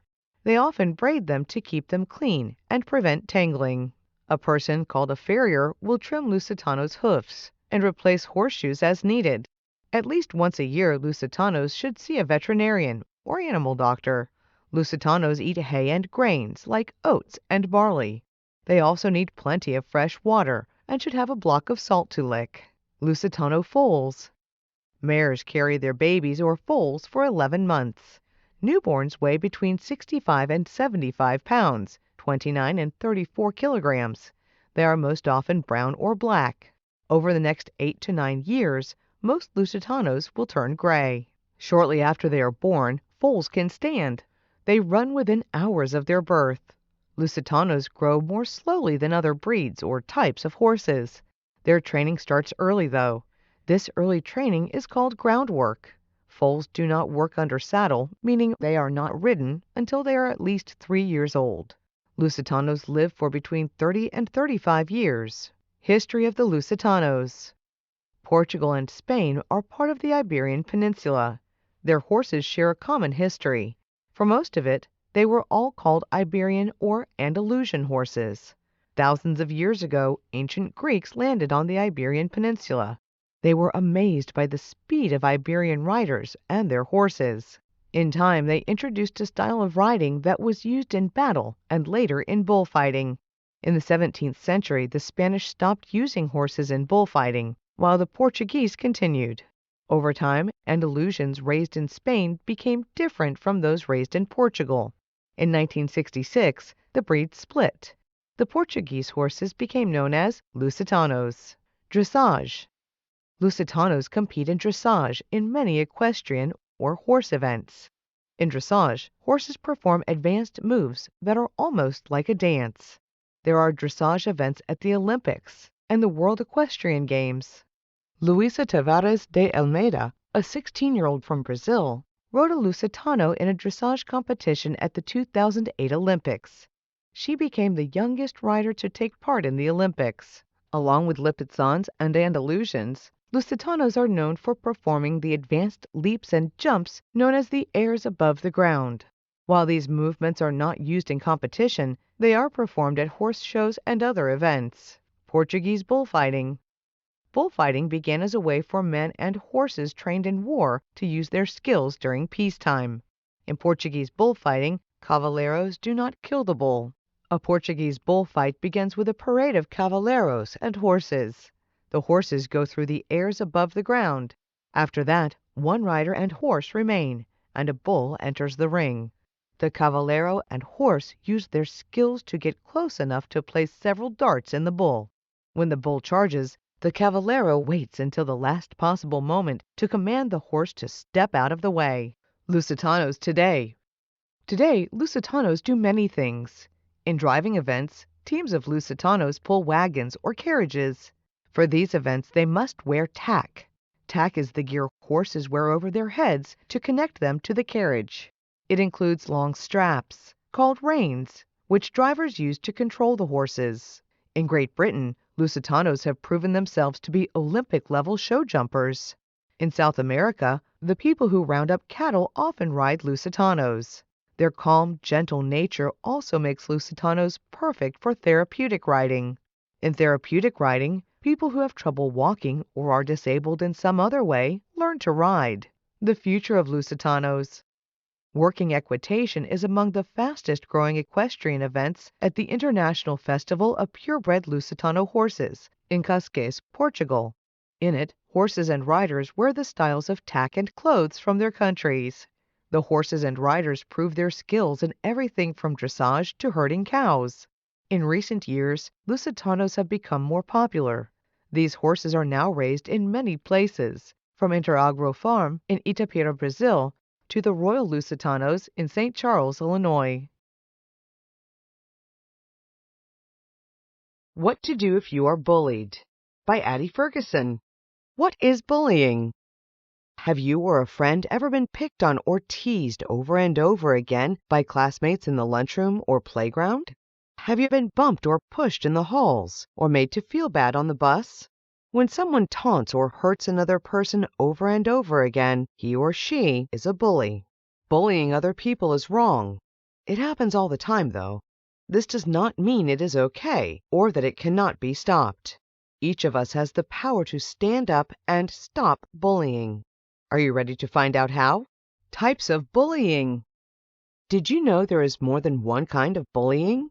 Some bullying is physical. This kind of bullying takes the form of pushing, hitting, or hurting a person's body or her belongings in some way. Verbal bullying is calling people names, teasing them, or telling lies about them. Cyberbullying is a special kind of bullying that happens over the internet, through text messages, or through email. Bullies can also hurt their victims by ignoring or excluding them. Why do people bully? There are many reasons why people bully. Some bullies treat others badly because they do not feel good about themselves. Other bullies have parents who are bullies. Often, bullies may not feel connected to others and do not have feelings of empathy toward other people. On the other hand, they may have plenty of friends and feel that bullying makes them more popular. No matter what the reasons are, bullying is wrong. Researchers, parents, and teachers across the country have been working to educate people about bullying. If enough people know what to look for and what to do, bullying can be stopped. The effects of bullying. Bullying can have real and lasting effects. If you have been bullied, you may feel hopeless, scared, humiliated, angry, or like no one cares. All of these feelings are normal. People who have been bullied may not want to go to school. Their grades are likely to drop too. Bullying can cause low self-esteem, depression, and anxiety. If it is allowed to go on for a long time, some victims go to great lengths to stop the pain, including killing themselves or others. Even without these extreme effects, none of the effects of bullying are good ones. Walk away. If you are being bullied, you might feel like there is nothing you can do to make the bullying stop. There are a few things you can try, though. Most bullies are looking for a reaction. They want to make their victims upset, scare them, or make them cry. Try to look your bully in the eyes, be assertive, and say that she should leave you alone. Then walk away. The bully did not get a reaction, so she may leave you alone in the future. If the bully tries again, tell an adult. Fighting is wrong. If you are dealing with a physical bully, it may seem like the best defense is to fight back. Just as bullying is wrong, fighting is wrong too. Even if the bully started the fight with you, you could get punished. You are also likely to get hurt. You could hurt the other person as well. Hurting another person is never the answer. If a bully is trying to fight you and you cannot safely walk away, call for help. Send a friend or classmate to find an adult. Bullies want attention, but not from grown-ups. Talk to an adult. Often the victims of bullies never tell an adult. They may be afraid telling will make matters worse. They may feel that adults around them do not care and will not help them. Talking to a trusted adult, such as a parent or teacher, is important though. These people can help you talk about how you feel. They can help you make a plan to stop what is happening. Even more important, they can make a plan to make school a safer place for everyone. It truly takes a community to stop bullying. Self-esteem. Bullying makes people feel sad, lonely, and scared. Over time, bullying can lead to feelings of low self-esteem. These feelings can continue even after the bullying stops. If you have been bullied, there are people who can help you. Talking to a trusted adult, such as a school guidance counselor, can help. She may know of groups where victims of bullies can share stories. Knowing you are not the only one who feels the way you do can help you feel better. Taking part in activities that make you feel good is another way you can rebuild your self-esteem and confidence. A bully-free zone. It takes the whole school community working together to stop bullying. It is important to talk about the rights every student should expect at school. Some of these rights include feeling safe, respecting others, and not hurting others. A school might decide to become a bully-free zone. That means that students must agree to stand up for bullying victims. They must do this even if the victim is not their friend, is different from them, or standing up might upset their own group of friends. This takes bravery, but it feels good to know you are doing the right thing. No one deserves to be bullied. It is important to remember that being bullied is not your fault. You did not cause it. No one deserves to be bullied. If you have been bullied, it might help you feel better to take action. Talk to your principal about starting a no bullying program at your school. Most important, if you see bullying happen to someone around you, stand up. If everyone did that, we might stop bullying in its tracks. Prefixes and Suffixes by Kara Murray. Word puzzles. Did you know that adding a special beginning or ending to a word can change its meaning? We call them prefixes and suffixes. A prefix is a group of letters that goes in front of a root word. A suffix is a group of letters that goes at the end of a root word. Prefixes and suffixes change the root words they're added to. Think of root words, prefixes, and suffixes as a puzzle. Each piece of the puzzle has its own meaning. When you put the different meanings together, you make something entirely new. Making opposites. Knowing prefixes can double the number of words you know. Some prefixes can be used to make a word that's the opposite of a root word. If you know a word and its opposite, you know two words instead of one. Prefixes that make opposites mean not. The most common are un, dis, im, and non. Let's use the word happy as an example. Happy is our root word. Adding the prefix un to the word happy makes the new word unhappy. We know the word unhappy means not happy. See how easy it is? Where and when. Some prefixes give us a clue about when something happened. The prefix pre means before. If you must prepay for the camp you're going to this summer, you know you must pay before camp starts. The prefix post means after. If you get invited to a post-game party at your teammate's house, the party will be after the game. Other prefixes tell you where something is found. The prefix under means below. If you read that a plant's roots grow underground, you know they're below the ground. More prefixes. There are too many prefixes to list them all, but they all work in the same way. Remember, adding a prefix is like a puzzle. Think of the root word's meaning and then apply the prefix to that. Semi is a common prefix. It means half. Let's say you wanted to show someone a half circle. You could describe it as a semicircle. The prefix tells them you're talking about half of a circle. Can you use this thinking to figure out what semi-sweet chocolate means? It means chocolate that's only half sweet. Studying suffixes. Suffixes work the same way prefixes do, but they help us with different things. The suffixes s and es tell us when there's more than one of something.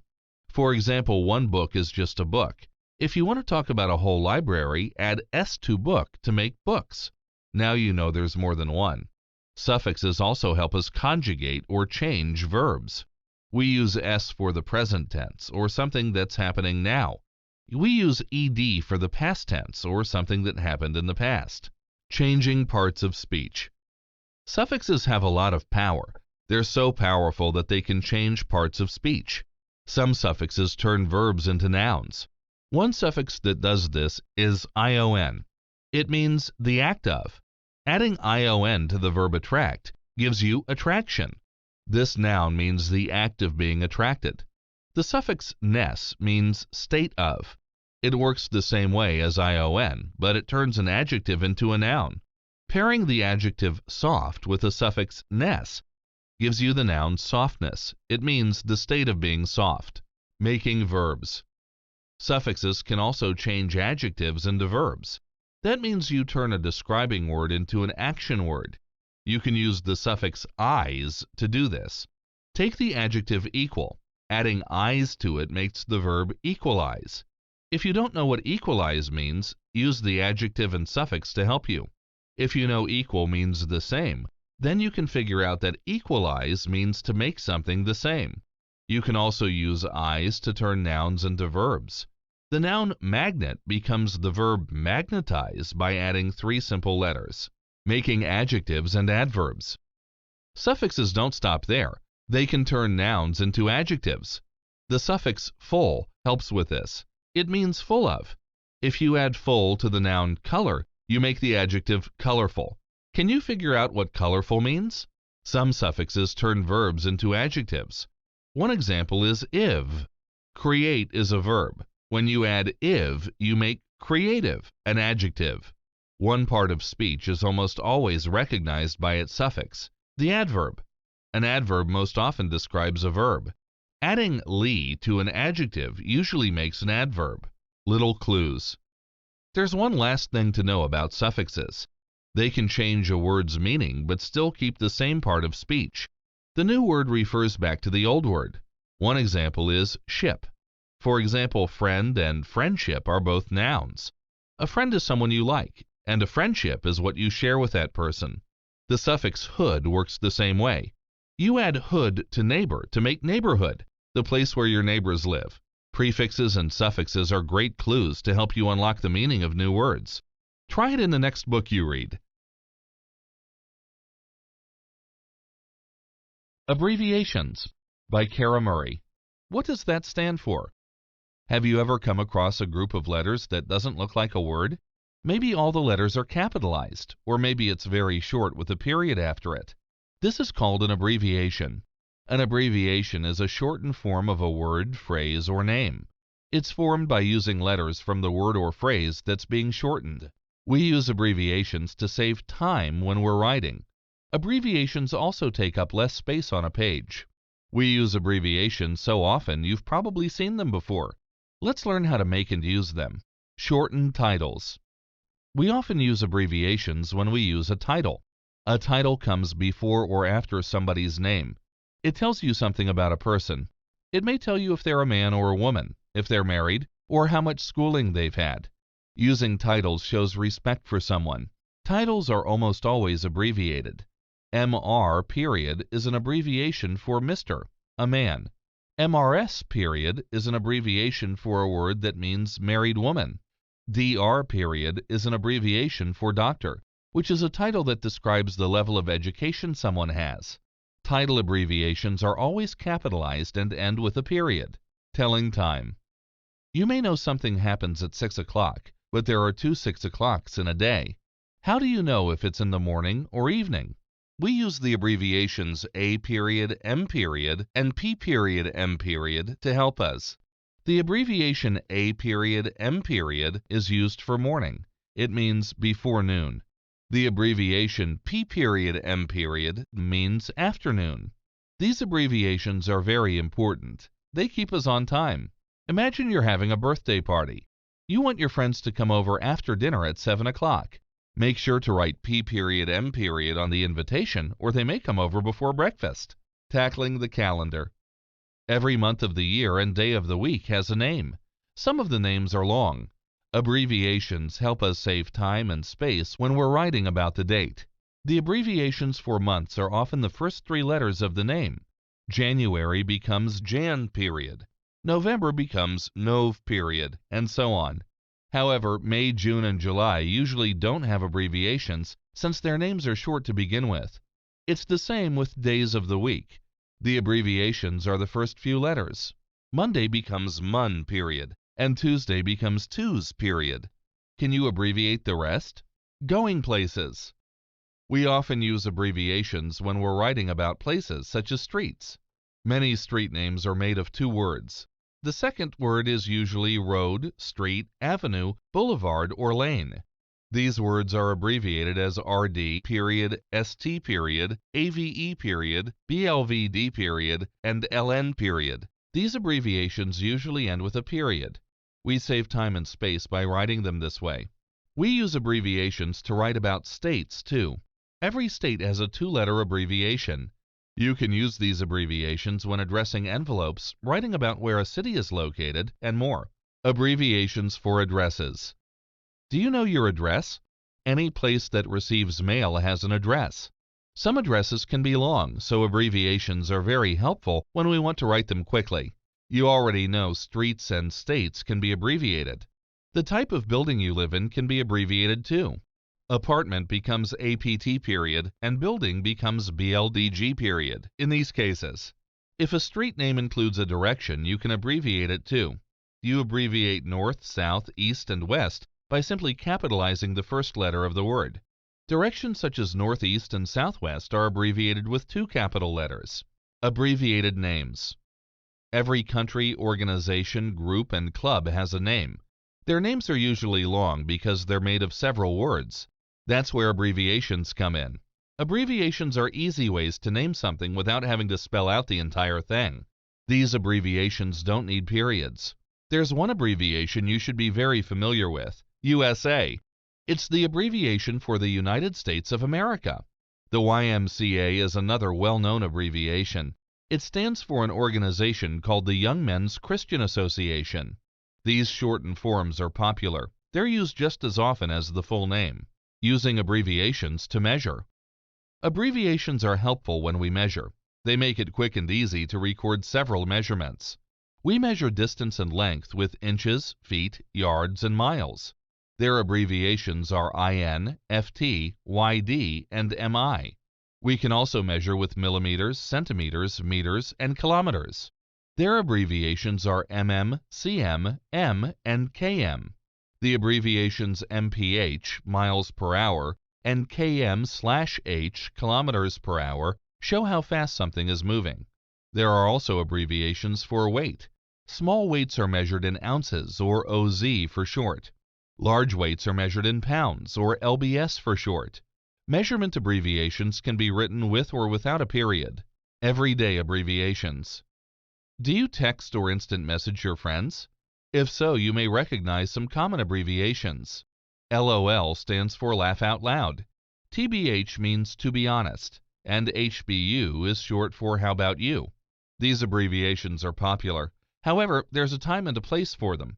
You should never use these abbreviations when you're writing for school, to adults, or anything that's very important. Just use them for fun. We live in a world of shortened words. The next time you're short on time, try using abbreviations. They help us say what we want in just a few letters. Bones. The Skeletal System by Gillian Houghton. The Skeletal System. The skeletal system is made up of 206 bones that support the body. Bones protect the soft tissues and organs of the head and chest. More than 400 skeletal muscles are attached or joined to the bones. When skeletal muscles contract or press together, the attached bones move. When our bones and muscles work together, we can take a walk or play a game. We can pick up a book and flip through its pages.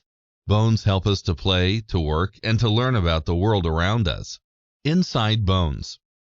The skeletons you have seen might look dry and easily broken. But the living bones in a person's body are strong. Living bones have a hard outside layer and a soft, lightweight center. The bone's soft center is called spongy bone. The hard outer tissue is bathed in blood and other fluids. There is soft matter called bone marrow in the pockets of spongy bone. Bone marrow is also found in the center of the long arm and leg bones. Bone marrow stores fat and makes one kind of blood cell. The parts of a joint. The place where two or more bones meet is called a joint. Smooth tissue called cartilage covers the ends of bones. Cartilage cushions or softens the movement of bones as they rub against one another. Without cartilage, the ends of the bones would wear down and break. Thin membranes are also attached to the bones. One type of membrane found between bones is called a joint capsule. Inside the joint capsule is the synovial membrane. This membrane makes a fluid that keeps cartilage smooth and stops it from drying out. Kinds of joints. Your body has several kinds of joints. Each kind of joint allows a different amount of flexibility. A suture is a joint that allows no movement. Bones that meet in suture joints have uneven edges that fit together like puzzle pieces. Most of the bones of the skull are sutured together. Slightly movable joints allow only certain movements. However, they are very strong. The vertebral column is made up of slightly movable joints. Most joints are movable joints. They allow much movement. Saddle joints and hinge joints are two common movable joints. The bones of the head. The human skull has 28 bones. Except for the bottom jaw and the bones in the ears, all these bones are joined together and do not move. This makes the skull very strong. The skull must be strong to protect the brain and the sense organs. The 8 cranial bones form the rounded part of the skull which covers the brain. The 14 facial bones give shape to the face. They make cavities or openings for the sense organs. They also shape the openings through which air, food, and water enter the body. The vertebral column. The vertebral column is a line of bones called vertebrae. It runs from the skull to the pelvis or hip. At the center of each of the vertebrae is a hole. These holes form a tunnel called the spinal canal. A line of nerve tissue called the spinal cord runs through the spinal canal. The spinal cord carries messages from every part of the body to the brain. The spinal cord also carries directions from the brain to the muscles. These directions let the muscles move the bones attached to them. The rib cage. Joined to the vertebral column in the back are 12 pairs of flat bones called ribs. Flexible cartilage ties the top 7 pairs of ribs to a bone called the sternum in the front. This lets the chest cavity grow larger and smaller as you breathe. The ribs and the cartilage form the rib cage. The rib cage protects the organs, such as the heart, that lie within it. It also gives support to the shoulder girdle, which holds the arms in place. The shoulder, arm, and hand. Both of the arms are attached to the shoulder girdle. The top bone of the arm is the humerus. It meets the shoulder girdle in a flexible ball and socket joint. The humerus meets the bones of the lower arm in a hinge joint called the elbow. There are 27 bones in the wrist, hand, and fingers. The carpus bones make up the wrist, which joins the arm to the hand. The metacarpus bones make up the hand's wide pad. The fingers are made of bones called phalanges. The hip, leg, and foot. Just as the shoulder girdle holds the arms in place, the pelvic girdle holds the legs in place. The pelvic girdle is formed by 2 hip bones. On the outer side of each hip bone is a large opening. The rounded end of the femur fits into this opening and forms the hip joint. The femur is a large bone in the upper leg. The femur meets the tibia and the fibula at the knee. The tibia and fibula make up the lower leg. They are attached to some of the 26 bones in the foot. Skeletal problems. Bones are strong, but they sometimes break. Generally, bones break because too much force is placed on them or because a bone-related illness such as osteoporosis makes them easy to break. Because they are living tissue, bones can mend and rebuild themselves. When a bone breaks, blood clots or hardens around the fracture. Within days, a callus or hardened tissue of cartilage takes the place of the clotted blood. Special bone cells build bone tissue that holds the 2 broken ends in place. Over the next few months, the fracture will mend. Breath, the respiratory system. by Gillian Houghton. The respiratory system. The respiratory system is made up of the parts of the body that help in breathing. We breathe in air. This air travels through a long tunnel-like airway to the lungs. The lungs take in oxygen from the air. They also let go of an unsafe gas called carbon dioxide. The carbon dioxide moves up the airways and leaves the body when we breathe out. This trade of oxygen and carbon dioxide happens thousands of times each day. Most of the time, we do not notice it. However, we could not live without it. Oxygen and carbon dioxide. Every cell in the body needs oxygen to do its work. We get oxygen from the air. When we breathe in, air fills our lungs. Our lungs have thousands of blood vessels. Blood in the lungs takes in oxygen from the air. The blood carries oxygen throughout the body using the circulatory system. The body's cells produce carbon dioxide as they work. Too much carbon dioxide is unsafe for the body. Blood carries carbon dioxide to the lungs and lets it go. The carbon dioxide moves through the airways. It leaves the body when a person breathes out. The nose and the mouth. The nose is made of two cavities, or open spaces. They are covered by bone and cartilage. The nose's cavities are lined with a thin coating of mucus. Mucus is a slimy liquid. It helps trap dust and other tiny bits of matter that enter our noses with the air. This action cleans the air. It makes air healthier and easier for us to breathe. People breathe through both their noses and their mouths. You can breathe through your mouth when your nose is stuffed up. The pharynx and the larynx. The pharynx is a tunnel of muscle that ties the nose and mouth to the larynx. The larynx is made of muscle and cartilage. Inside the larynx, there are two folds called the vocal cords. When we prepare to speak, the muscles of the larynx contract or press together. The vocal cords are pulled together tightly. Then we breathe out and the air pushes against our vocal cords. This makes the vocal cords vibrate or shake. This vibration produces sound. Movements in the mouth turn this sound into words. The trachea and the bronchi. The trachea lies below the larynx. The trachea divides or branches off into two smaller tunnels of cartilage called bronchi. Each bronchi leads to one of the body's two lungs. There, the bronchi divide. These smaller bronchi reach every part of the lung. The bronchi continue to divide into smaller parts, like the branches of a tree. The smallest bronchi are called bronchioles. Large blood vessels enter the lungs alongside the bronchi. These blood vessels divide into smaller and smaller tunnels called capillaries. Inside the lungs. Inside the lungs, each bronchiole ends in a group of tiny round pouches called alveolar sacs. A web of capillaries covers each pouch.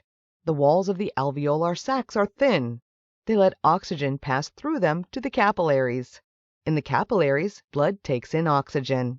The blood leaves the lungs and carries oxygen to the body's cells. Carbon dioxide from the blood moves through the walls of the alveolar sacs into the lungs. The carbon dioxide leaves the lungs through the bronchi. It travels through airways and then out of the nose or the mouth. Take a deep breath. The lungs are inside a group of bones called the rib cage. The rib cage and its muscles form the walls of the chest cavity. A strong muscle called the diaphragm forms the cavity's bottom. When we prepare to take a breath, a part of the brain called the medulla oblongata sends a message to the chest muscles. It tells the muscles to contract. When the muscles contract, they push the ribs out and up. The chest cavity widens. This allows the lungs to fill with air. Filling the lungs with air is called inhalation. Then let it out. During exhalation, we breathe out air. Our chest muscles relax or rest. This draws the rib cage in and down. The chest cavity becomes smaller. This action forces the lungs to let out the air inside them. The air is pushed through the airways and out of the nose or the mouth. Most of the air is pushed out of the lungs when we breathe out. There is always a little air left in the lungs, though.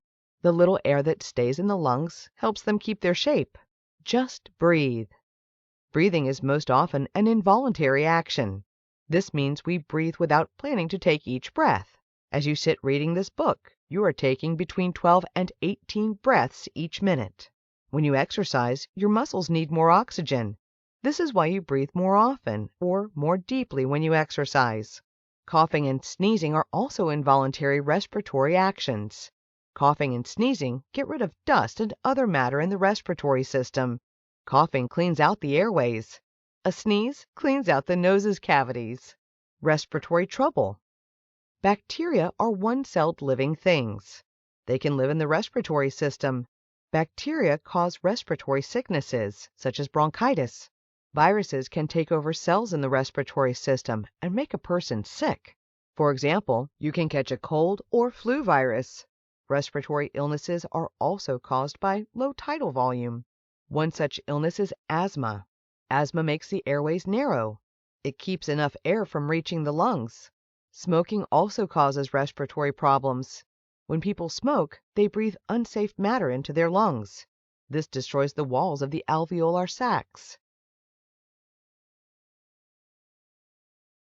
We Need Bacteria by Katie Kawa.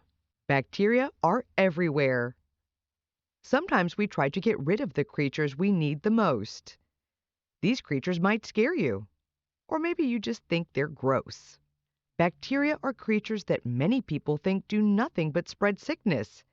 However, many kinds of bacteria are actually helpful. Bacteria are tiny organisms with only one cell. They come in different shapes. They're so small they can't be seen by human eyes. They can only be seen with a microscope. Bacteria are all around us.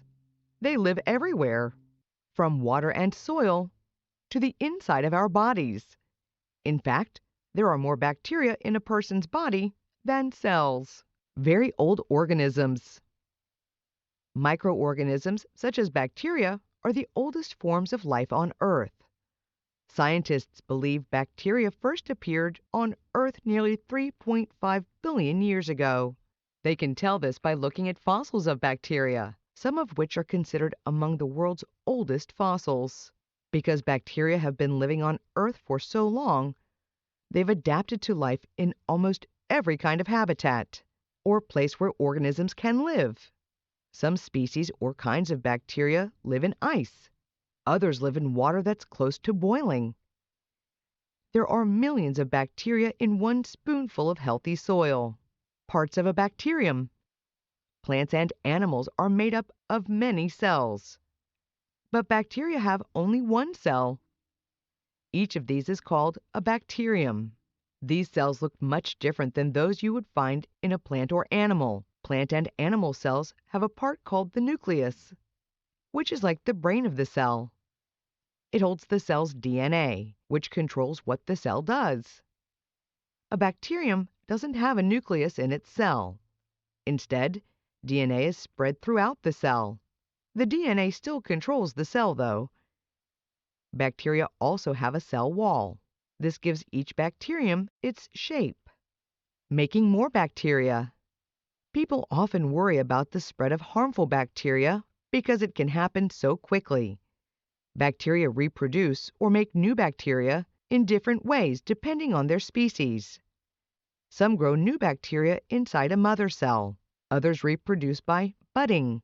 Most bacteria reproduce using a process called binary fission. For a cell to reproduce this way, it must first grow to twice its size. It must also make a copy of its DNA. Then it breaks in two. This makes a new cell with the same DNA. A group of bacteria from the same mother cell are called a colony. What's a decomposer? Bacteria play an important part in all ecosystems or communities of living things. One place where they're especially helpful is in the soil. We need the trillions of bacteria that live in the soil. Without them, the soil wouldn't have the nutrients plants need to grow in it. Bacteria in soil are decomposers. These are organisms that break down the bodies of dead plants and animals. As they break the bodies down, they put nutrients back into the soil. Plants take in these nutrients through their roots and use them to grow, breaking down your food. Bacteria are also an important part of the human digestive system. This is the group of organs that breaks down the food we eat. The digestive system is also called the gut. and bacteria living here are sometimes called gut bacteria. While harmful bacteria in your digestive system might give you a stomach ache, most bacteria that live in this part of the body are there to help you. Bacteria in the digestive system work to help the body break down food and get the nutrients it needs. These helpful bacteria also work to protect the digestive system from harmful bacteria that can cause sickness, keeping you healthy. Bacteria also play an important part in the human body's immune system. The immune system is the part of the body that protects against organisms that don't belong in the body, including those that cause sickness. The immune system is made up of special cells whose only job is to protect the body. Scientists have found that having certain bacteria in the body helps immune cells grow and multiply. Without bacteria, our immune system would be much weaker, and we would get sick more often. Bacteria actually help us stay healthy. Killing bacteria. While most bacteria are helpful, bad bacteria we call germs often make people very sick. People can get bacterial infections, which harm body parts such as skin. People try to get rid of harmful bacteria in many different ways. Antibacterial products such as soaps are used to kill bacteria on our skin. Antibiotics are drugs taken to kill bacteria in our body when they make us sick. Both help people get rid of harmful bacteria. However, antibacterial products and antibiotics don't know which bacteria are helpful and which are harmful. They can kill good bacteria in our bodies too. More helpful than harmful. Bacteria are found everywhere on Earth, and that's a good thing. They help plants grow in nutrient-rich soil. They help break down the food we eat, and they even help make that food. Certain kinds of bacteria are especially helpful in turning milk into cheese and yogurt. Sometimes people need to kill bacteria that make them sick. In order to keep their body from losing too many good bacteria, they can eat foods that put good bacteria back into their body, such as yogurt. Good bacteria need to be protected because we can't live without them. We Need Honeybees by Ryan Nagelhout. Hardworking honeybees. No one likes getting stung by a bee. When you see a bee outside, it's best to stay out of its way. You might think bees are scary, but did you know we need them? Honeybees are important for making food, and not just honey. In fact, they help all kinds of plants grow, from avocados to almonds. Hardworking honeybees are important parts of their ecosystems. Unfortunately, honeybee populations are decreasing in some places. That's why it's important to know how they help and what's happening to them.